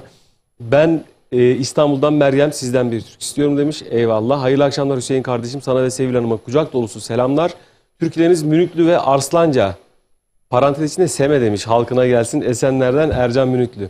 Bütün Seme Deresi'ne selamlarımızı iletelim. Erzincan türküsü Sevil Hanım'dan demiş. Çıkışta söyledi zaten. Kaçırdınız eğer izlemediyseniz. Kayseri Pınarbaşı ilçesinden Fahrettin Yılmaz, Sevil'den Engeller eserini istiyorum. Engeller var mıydı o? Aha. O zaman onu da birazdan okursun. Bakalım o zaman. İyi akşamlar, ben Hakkari'den Ferhat. Ahmet Kaya'dan bir türkü söyler misiniz? Hayırlı yayınlar diliyorum demiş. Hakkari'de selamlar. Ömer Ekici'den Ekici ailesine gelsin yola bakın belki gelen babamdır demiş. Onu da geçen hafta okuduk. Biz geçen hafta ne kadar çok okumuşuz ya uzun hava. Evet. İyi akşamlar. Ben Hamdican Beyazıt. Sevil Hanım'dan babam türküsünü rica ediyoruz. Kaya Beyazıt babam için demiş. Eyvallah. Alsınlar. Hangi babam bilemedik ama okuruz size bir şeyler. Hayırlı akşamlar. Ben Tarsus'tan Ayhan Taş. Harikasınız, süpersiniz. Sizden bülbül havalanmış yüksekten uçar türküsünü istiyorum. Aileme ve bütün canlara gelsin demiş. Kucak dolusu selamlar. Bizden de size kucak dolusu selamlar. İyi yayınlar Mehmet Meşe'den tüm sarı güzel halkına. Dağlar senin ne karanlık ardın var türküsünü istiyorum demiş Sevil Hanım'dan. Eyvallah. 85 yaşındaki anneannem Kezban Can için demiş. Yeşil ördek gibi daldım türküsünü dinlemek istiyormuş. Bursa'dan selamlar. Ben torunuyum demiş. Eyvallah. Selamlar Bursa'ya da. Hayırlı akşamlar. Sıradaki parça Danimarka'daki Buket ve Rıdvan evlatlarıma gelsin. Çok özledim evlatlarım demiş. Allah kavuştursun ne diyelim. İyi yayınlar, ben Ünal Uğur. Ayvalı köyünden olan babaanneme gurbet türküsü istiyorum demiş. Az önce onu da okuduk. Merhaba, iyi akşamlar. Ordunun dereleri ve Akkuş'un gürgenlerini söyler misiniz? Tabii ki hallederiz. İyi yayınlar abi. Ben Hüseyin Gündüz. Seni çok seviyoruz. İnşallah sağlığın yerindedir. Allah razı olsun. Senden lütfen benim için Hakkı Bulut'tan hayatımla oynandığı söyler misin demiş. Aha. Kardeş vallahi abi şu tipe bir bak bakayım. Hakkı Bulut'tan bir eser çıkar mı? Selamlarımızı iletelim. Öncelikle selamünaleyküm. Ben Tokat Erbaa Gökal kasabasından Şakir Coşkun. Sevil Hanım'dan Ahu Figan Dilber istiyorlarmış. Ahu Figan Dilber 2 etti galiba. Öyle mi? İkinci Doğrudur. mesaj. Merhabalar, ben Ardahan'dan Kürdo Hasan. Sizi dinliyorum. Türküleriniz 10 numara, etkileyici sesiniz var. Lütfen Ordu'nun dereleri ve Akkuş'un gürgenlerini söyler misiniz? Ardahan'dan Ordu'nun dereleri ve Akkuş'un gürgenleri. Olur. Hem Ardahan'a hem Ordu'ya yollamış oluruz. Gönül Teli programımızı çok güzel, başarılarınızı dileriz demiş. Biraz anlatım bozukluğu var ama biz de dinleyicilerimizin, izleyicilerimizin hoşgörüsüne sığınalım. Sevil Hanım'dan başı duman pare pare söyler misiniz? Teşekkür ederim. Amasya demiş. Amasya'ya da selamlarımızı iletelim. Giresun Çamoluk'tan Kadirhan Gürsoy. Vay Kadir'im.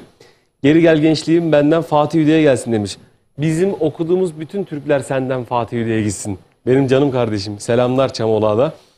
Sevgili kaynım Mehmet'in sazı ve gelinimiz Sevil'in sesinden güzel türküler dinlemek istiyoruz. Ablası Songül, eniştesi Hüseyin, yeğeni Ali Berken Kartal. Doğru mu okudum? Evet Songül ablacığım, enişteciğim, sevgili Ali. Biz de selamlarımızı iletelim. Ülkemin güzel insanlarına hayırlı akşamlar dilerim. Ardahan'daki aileme saygılar, sevgiler gönderiyorum demiş. Sizin programı ailecek beğenerek izliyoruz. Feyyaz Karadağ. Ardahan'a bir daha selam yollayalım. Ardahan'da çok izleyicimiz varmış bak. Bilmiyordum. Sevil Hanım gururumuzsun.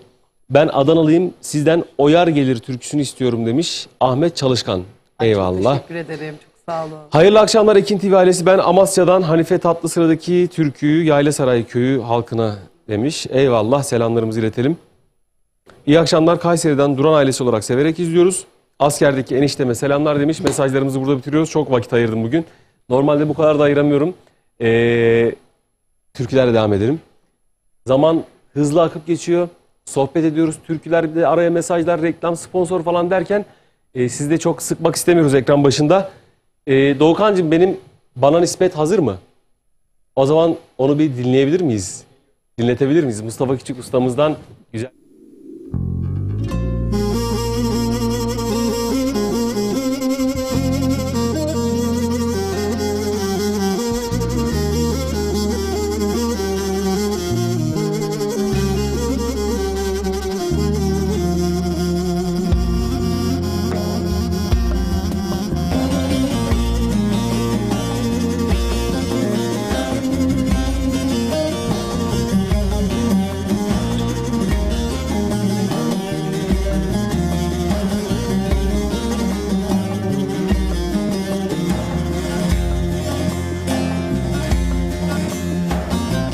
O yar selamını kesmiş, gülüşleri bana nispet.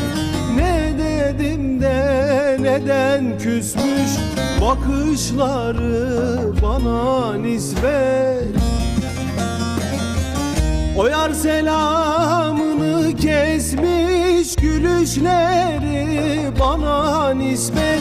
Ne dedim de neden küsmüş, bakışları bana nispet. Saçlarını yolsun dermiş, gözleri yaş dolsun dermiş. Sürünerek görsün dermiş, bir yar bulmuş bana nispet. Bana nispet, bana nispet, eğlenirmiş bana nispet. Gidip bir kötüyü bulmuş, evlenirmiş bana nispet.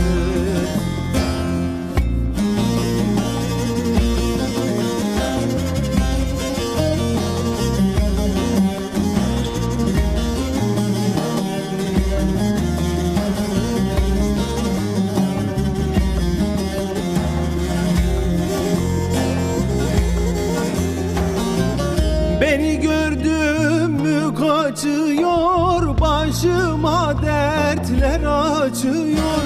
Bizim sokaktan geçiyor, gülüşüyor bana nispet.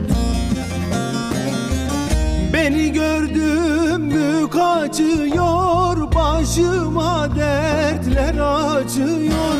Bizim sokaktan geçiyor, gülüşüyor bana nispet.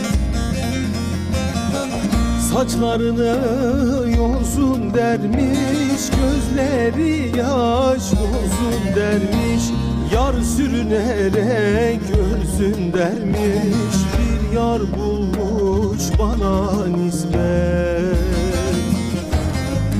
Bana nispet, bana nispet, eğlenirmiş bana nispet. Gidip bir kötüyü bulmuş, evlenirmiş bana nispet.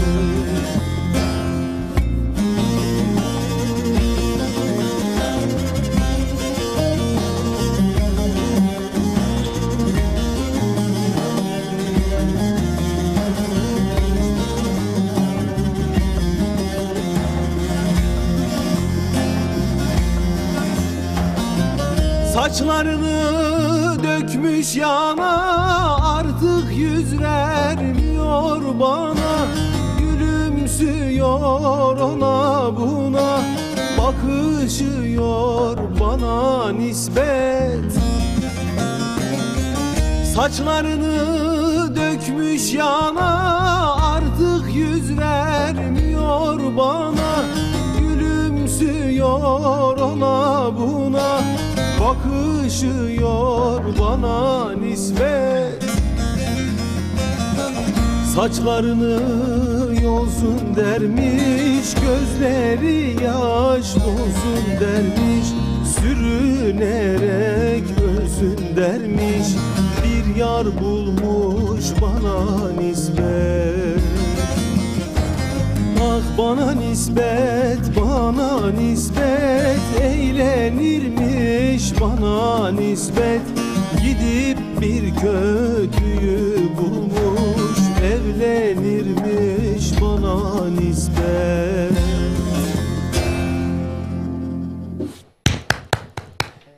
Eyvallah. Sağlık. Biz de bunu yaklaşık 2 sene oldu yapalı. Evet bayağı oldu. Sevgili abim Hüseyin Yetimova'nın destekleriyle yaptık. Irmak Tekstil'e tekrar bunun için ayrı bir teşekkürlerimi iletiyorum. Evet selamlar. Vallahi beni hiç yalnız bırakmayanların en başında gelir desem yalan olmaz. Yıllardır hem de böyle yeni bir durum da değil. Aşağı yukarı 10 sene olmuştur. Bana hep şunu söylüyor yani. Sen yap, ben abin olarak senin yanındayım. Allah razı olsun, çok teşekkür ediyorum. Hakikaten işin maddiyatından bağımsız böyle dostlar bulmak çok zor günümüzde. Destek olan tabii. Tabii yani o Manevi söylem, destek de tabii çok o söylem farklı. bile bize güç veriyor. Çok teşekkür ediyorum. Bu arada bir alt bantlarımızı tekrar geçebiliyor muyuz sevgili Doğukan? Az önce tam yapamamıştık. Evet. Sevgili Yavuz Yetimova ve Selahattin Gödek abilerime çok teşekkür ediyorum. Labum Cafe Esenler'de çok güzel bir mekan, çok nezih bir mekan. Buradan çıkışta yemeğe gideceğiz demiştim. Selahattin abi yemekleri hazırlat. Sevgili Levent Kaya, Ustam Forklift Hizmetleri, çok teşekkür ediyorum. Sağ olsun, var olsun. Kuzenim beni yalnız bırakmıyor da. Sevgili Fatih Üdük, canım kardeşim, çok teşekkür ediyorum. İrem Triko ve Penye Collection, Mahmut Paşa'da, Cağaloğlu'nda, özür dilerim. Ona da selamlarımızı iletelim. Sevgili Bayram Demir abim, Milat Güvenlik, çok teşekkür ediyorum. Aynı zamanda Gümüşhane Dernekler Federasyonu Başkanı. Selamlarımızı iletelim. Yemere Moda, İzzet Mermer, kadim dostum. Var olasın. Senin yerin her zaman ayrı. Allah razı olsun. Onların da yeri Merter'de toptan satış yapıyorlar kod üzerine. Dünyayı taşıyoruz sloganıyla Başarı Lojistik. Yunus, Selahattin ve İsmail Gödek abimize çok teşekkür ediyorum. Yanlış yazmışsınız bu arada. Doğukancığım, İsmail yazmamışsınız. Kumaş Dünyası, Irmak Tekstil. Sevgili Hüseyin Yetimova, az önce selam yollamıştık. Tekrar selamlarımızı iletelim. Onlar da Merter'de kumaş çeşitleri ne istiyorsanız hepsinin toptan satışını yapıyorlar. Onlara da selamlarımızı iletelim. Eklemeyi unuttuğumuz bir tane daha vardı. Yavuzlar Tekstil. O benim eksiğim, kabul ediyorum. Öncekilerde vardı ya. Dedim kafa gidiyor artık Doğukan, yaşlanıyoruz. Sevgili Yavuz'a da çok teşekkür ediyorum. Yavuz Yetimova. Sponsorlarımızın birçoğu dikkatinizi çekmiştir. Yetimova, Gödek falan, işte Mermer, Üdük. Bunların birçoğu Çamoluklu. Ben Çamoluk'un ekmeği hala kursağımda dersem valla yalan söylememiş olurum. Çamolukların hakikaten bendeki yeri çok ayrı. İnşallah onların gönlünde de biz ayrı yerdeyizdir. Öyle olmasa bu kadar destek vermezler. Ben hepsine ayrı ayrı şükranlarımı sunuyorum. Var olsunlar. Allah keselerine bereket versin. Onlar bizim yanımızda olduğu müddetçe biz de mümkün olduğunca onların yanındayız. Bu karşılıklı gönül hukuku devam etsin istiyoruz. Hepsine ayrı ayrı şükranlarımı tekrar sunuyorum. Ve türkülere geçelim artık. Bu arada Çamoluk'un ekmeğini çok yedik. Yani ben de çok yedim gerçekten Çamoluk'un ekmeğini. Sevgili Hüseyin Yetimova beyefendi, dediğim gibi eşi de sağ olsun pikniklerde falan. Tabii. Vallahi bir kavurmamız, yani ayıptır söylemesi, böyle bir tok da olsan yedirirler, içirirler. Ben gittiğim zaman orada sanatçılara masa ayırmışlar, bilmem ne yapmışlar. Hiç umurumda olmaz. Direkt giderim, Hüseyin Yetimova ekmekli adamdır bizim yörenin tabiriyle. Aynen öyle. Bırakmaz. Yenge hanım, Ayşe abla, sana da selamlarımızı iletelim. Masayı donatırlar. İlla burada, ben bu sene eşim çocuklarımla beraber gittim. Ben de oradaydım. Sen de oradaydın. Aynı masayı paylaştık. Evet. Aynı masadan kastımız da Hüseyin abinin masasıydı. Ne diyelim, Allah daim etsin. Evet, Allah aynen var öyle. etsin. Çok ekmeklerini yedik. Sevgiler, Keseleri selamlar, dolu olsun. saygılar. Allah bizden misliyle geri versin. Daha ne diyek? Ben de birkaç selam yollayabilir miyim Tabii sevgili ki. Hüseyin? Anneciğim Suna Özen, babacığım Hüseyin Özen de izliyor. Ayrıyetten Şehriban Akçil annemle İbrahim Akçil babam da izliyorlar. Bana mesaj yazmışlar. Kızım iyi akşamlar, gözlerinizden öperiz. Sizi çok seviyoruz, gururumuzsunuz. Bizim için de bir türkü istiyoruz demişler. O zaman bu türkü Şehriban annemle İbrahim babama gelsin diyeyim. Yaralı gönlüme. Yalnız ben bu arada ikisine de gönül koydum bak şimdi biz tanışmıyoruz ama Mehmet bir senedir burada çalıyor. Bir sene de bitti. Bir kere mesaj atmadılar Mehmet'e selam yolluyoruz diye. Mehmet bir ayrımcılık hissediyor musun şu an? Onlar da bak Sevil'e torpil yapıyorlar. Ben yeni gelin kontenjanından yararlanıyorum. Öyle mi? Eyvallah. Öyle Onlara da görünüyor. çok selamlarımızı iletelim. Sağ olsun, var olsunlar. İşin esprisi, latifesi. Haydi bakalım ne okuyacaksın bize? Yaralı gönlüme tabibi olsan okuyayım.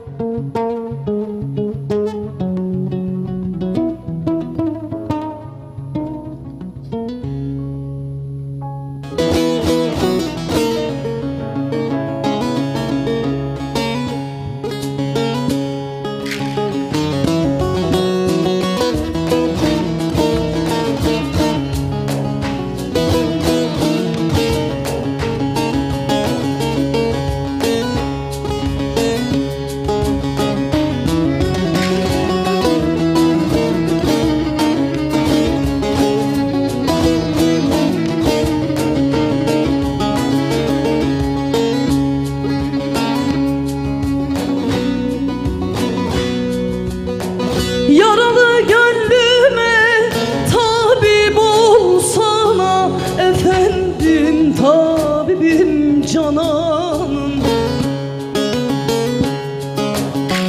Senin için ağlar nemli gözlerim. Ne olur bu derdime çare bulsana. Senin için ağlar nemli gözlerim. Ne olur bu derdime çare bulsana. Senin için ağlar nemli gözlerim.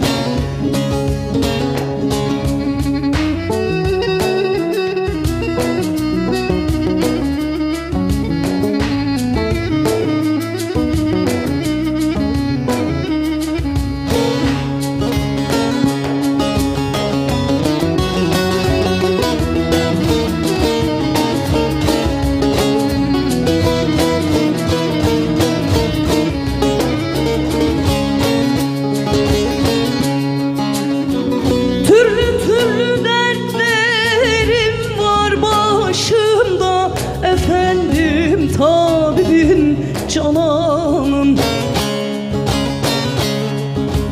Tat kalmadı ekmeğimde aşımda. Usandım canımdan bu genç yaşımda. Senin için ağlar nemli gözlerim. Usandım canımdan bu genç yaşımda. Senin için ağlar nemli gözlerim.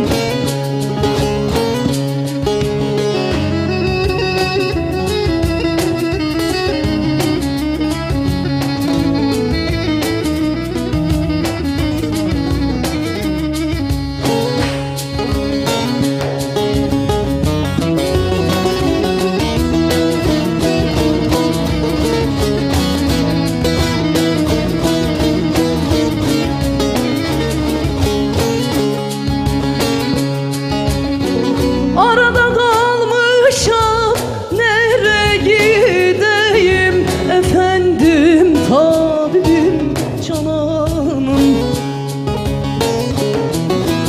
Bir zalma gönül verdim, neyleyim? Akar suyum ben feneye neyleyim? Senin için ağlar nemli gözlerim.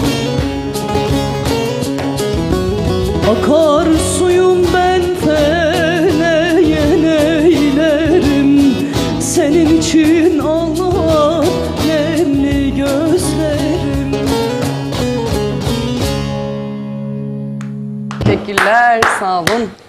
Harikasınız. Mehmet'in yine torpil yaptığı bir eser. Eyvah düştü senin diline. Aa, valla benim... Ben öbür programları izleyeceğim bu arada bu haftadan sonraki Bak, bakalım. İzle, bana hak vereceksin. Sana ayrı bir Peki. soru. Ben anlamadım abi ya. Bu kadar olmaz Mehmet ya. İşin esprisi bir yana. Kardeşim elinize sağlık. Nefesinize, telinize, mızrabınıza. Ertancığım senin tuşlara sağlık. Şimdi bana da özel WhatsApp hattımızdan mesajlar geliyor. Sevgili Selçuk Balta, Araköy'ü dernek başkanı desem herhalde yanılmıyor olurum diye tahmin ediyorum. Çünkü en son bir değişim yaptılar mı yapmadılar mı hatırlayamadım. Ama Araköy'üne Selçuk Balta abimin vesilesiyle bir selam yollamış olalım.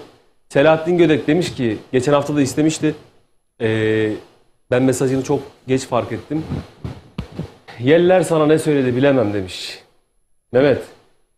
Evet, bir sürü baba türküsü isteyen vardı. Hepsine Vallahi armağan hepsine de olsun. Vallahi. armağan etmiş olalım. Çok fazla vardı evet. Mehmet şöyle gene bizi al götür. Erol abi sen de sana zahmet olacak ama zurnayı bir hazırla. Şöyle ama bu sefer harbi bir yolculuğa çıkalım. Uzun bir yolculuk olsun. Tabii uzun bir yolculuğa çıkar bize. 15 Haydi dakika bakalım. açış. Yarım saat zurna. Biraz duygulanalım ya. Şöyle biraz hayyi mekan yapalım.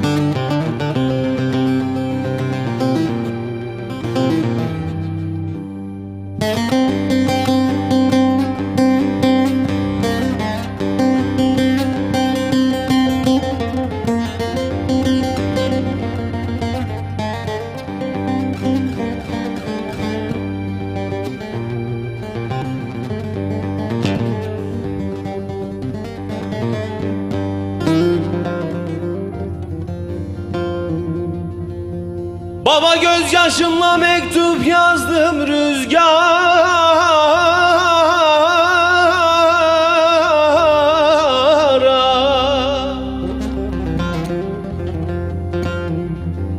Yeller sana ne söyledi bilemem, bilemem.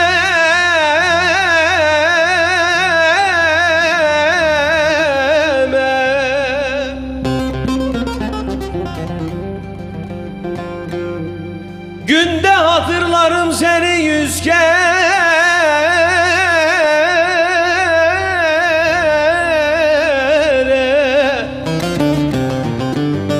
Baba eller sana ne söyledi bilemem, bilemem.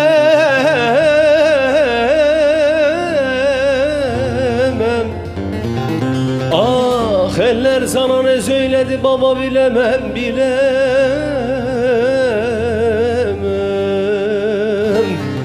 Eller sana ne söyledi bilemem, bilemem.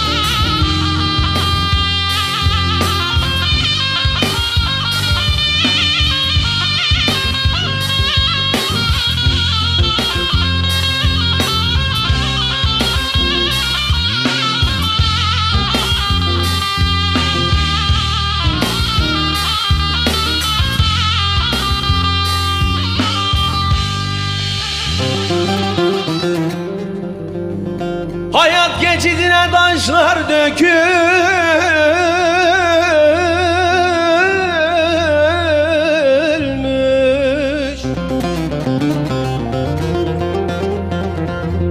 Gönül pınarına yaşlar dökülmüş.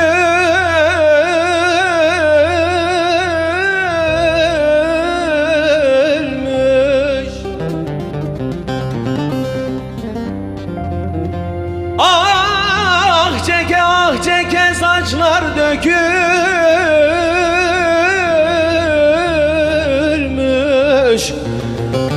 Yıllar sana ne söyledi baba bilemem, bilemem.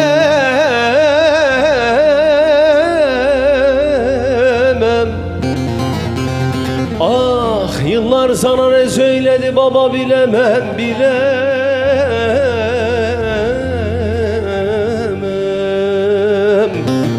Yıllar sana ne söyledi baba bilemem, bilemem.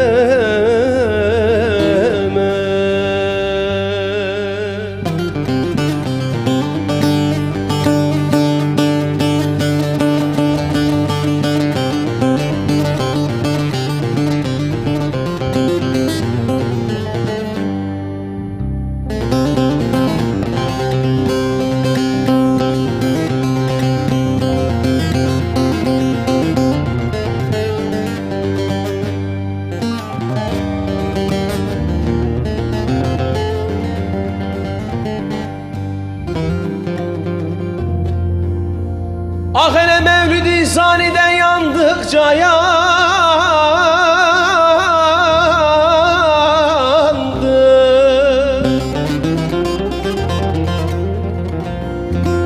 Hayatından bıktı, candan usandı.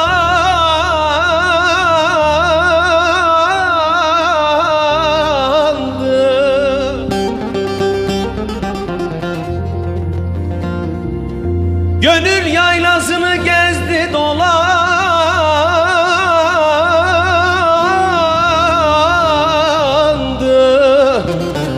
Baba çöller sana ne söyledi bilemem, bilemem.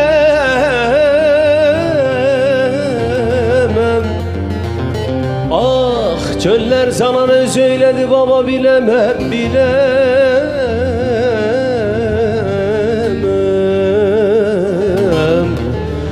Çöller sana ne söyledi bilemem, bilemem.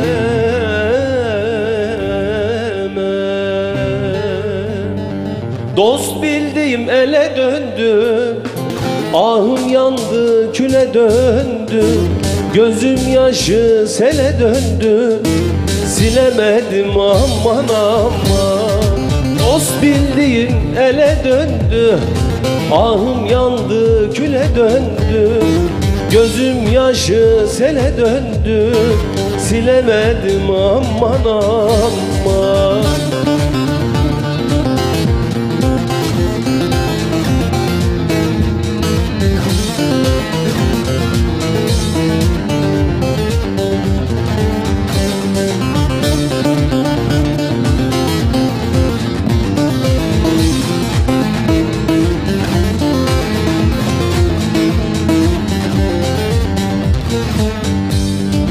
Ömrüm acı ile geçti, gülemedim aman aman. Anlamadım nasıl geçti, bilemedim aman aman. Anlamadım nasıl geçti, bilemedim aman aman. Dost bildiğim ele döndü, ahım yandı küle döndü. Gözüm yaşı sele döndü, silemedim aman aman. Dost bildiğim ele döndü, ahım yandı küle döndü. Gözüm yaşı sele döndü, silemedim aman aman.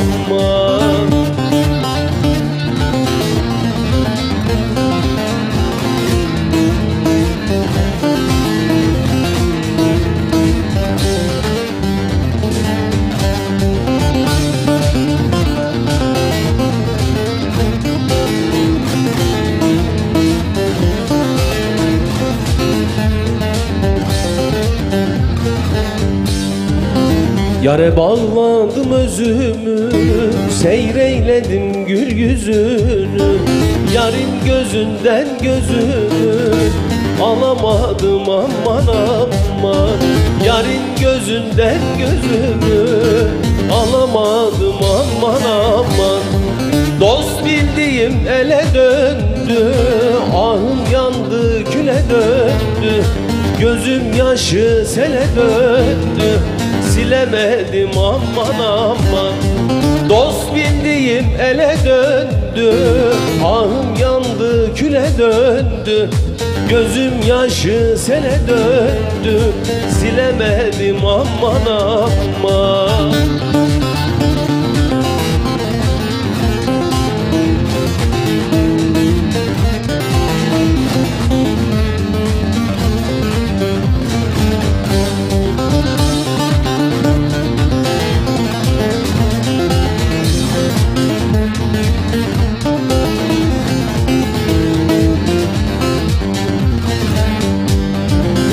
Hüseyin özlerim seni, her daim beklerim seni. Aradı gözlerim seni, göremedim aman aman. Aradı gözlerim seni, göremedim aman aman. Dost bildiğim ele döndü, ahım yandı küle döndü. Gözüm yaşı sele döndü, silemedim aman aman. Dost bildiğim ele döndü, ahım yandı küle döndü. Gözüm yaşı sele döndü, silemedim aman aman. Eyvallah. Vallahi efsane oldu. Ellerinize sağlık, nefesinize sağlık. Son 8 dakika. O zaman efendim tamam. Doğukan'cığım o kadarını ayarlarız ya. Veda bir türkü diyor. Tamam biz bilmiyor muyuz abi ya? Biz bu işe bugün mü başladık Doğukan ya? O zaman şöyle yapalım. Vedalarımızı gerçekleştirelim Doğukan'ın sözünü dinleyip. Ondan sonra bir türküyü sana bırakacağım. İçinden ne geliyorsa. Onunla vedamızı yapmış oluruz. Tamam. Sevgili arkadaşlar, abim Erol abi, Erol Çatalbaş çok teşekkür ederim. Nefesine sağlık. Mehmet Akçil. Nefesine sağlık diyeceğim. Diyemiyorum. Eline sağlık, teline sağlık, mızrabına sağlık. Sevgili Ertan Keleş. Ellerine sağlık kardeş. Çok teşekkür ederim. Kamera arkasında sevgili Murat abi, Doğukan, Tom Meister'imiz Hayrettin abi, Tuğçe, Cihat Bey, müdürümüz Emrah Bey, bize çay servisi yapan kıymetli ablamız Makbule abla ve tabii ki sponsorlarımız, başta ana sponsorumuz Ekin Gayrimenkul olmak üzere. Şöyle bir sırayla sayacağım.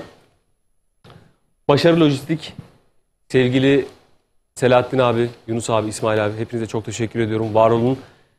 Labum Cafe, Yavuz Yetimova, Selahattin Gödel çok teşekkür ediyorum. Sevgili Levent Kaya, Ustam Forklift hizmetleri çok teşekkür ediyorum.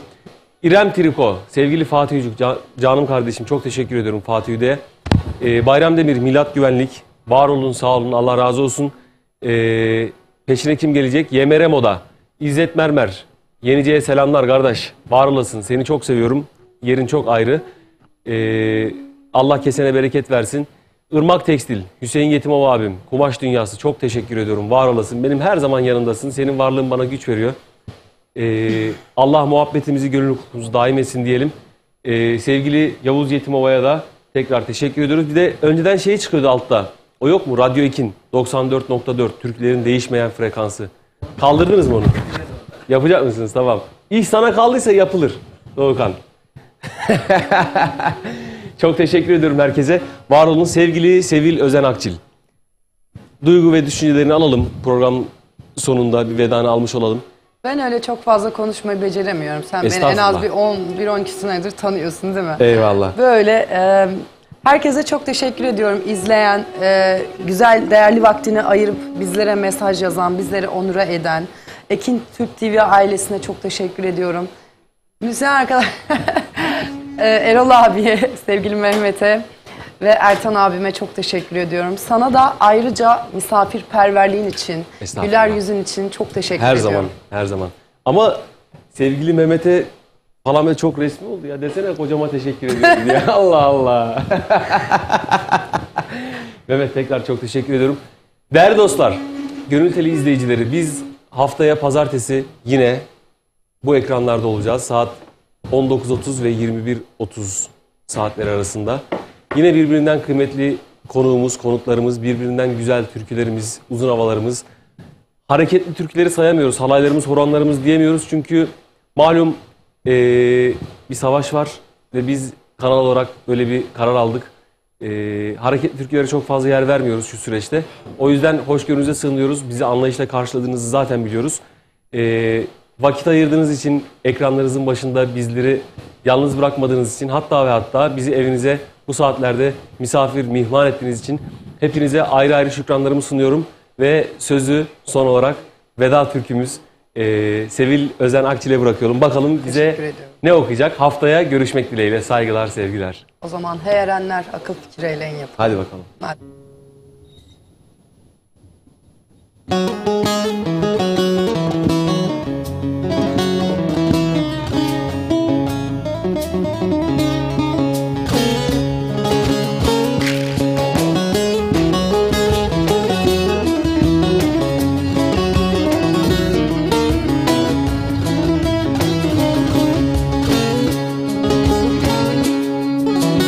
Ey erenler akıl fikir eyleyin, dağlara da duman ne güzel uymuş. Yaradan aşkına şükür eyleyin, mümine de iman iman ne güzel uymuş, ne güzel uymuş. Mümine de iman iman ne güzel uymuş, ne güzel uymuş.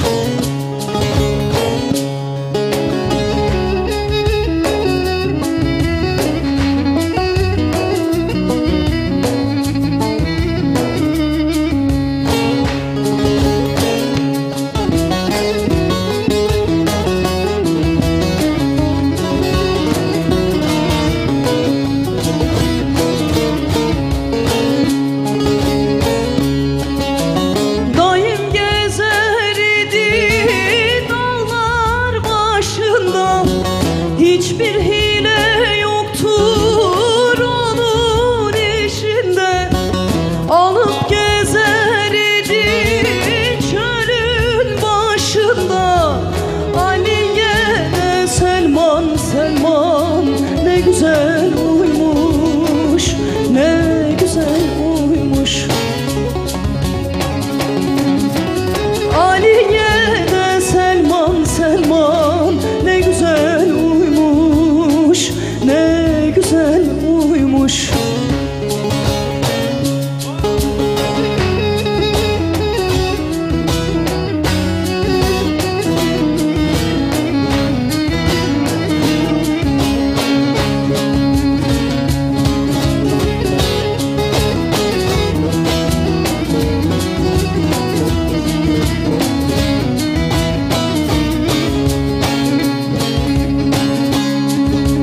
Hüseyin'im yeşil giyer eline, hiçbir hile getirmezdi gönlüne.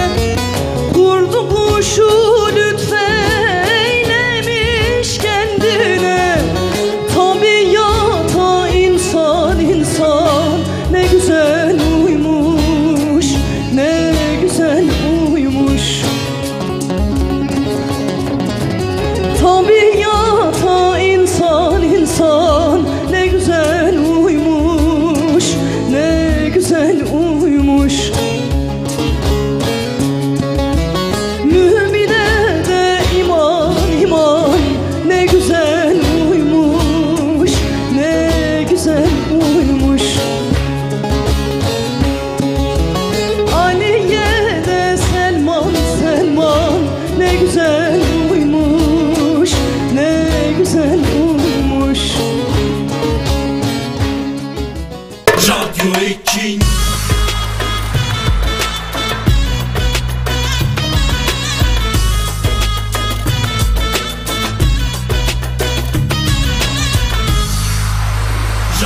Ekin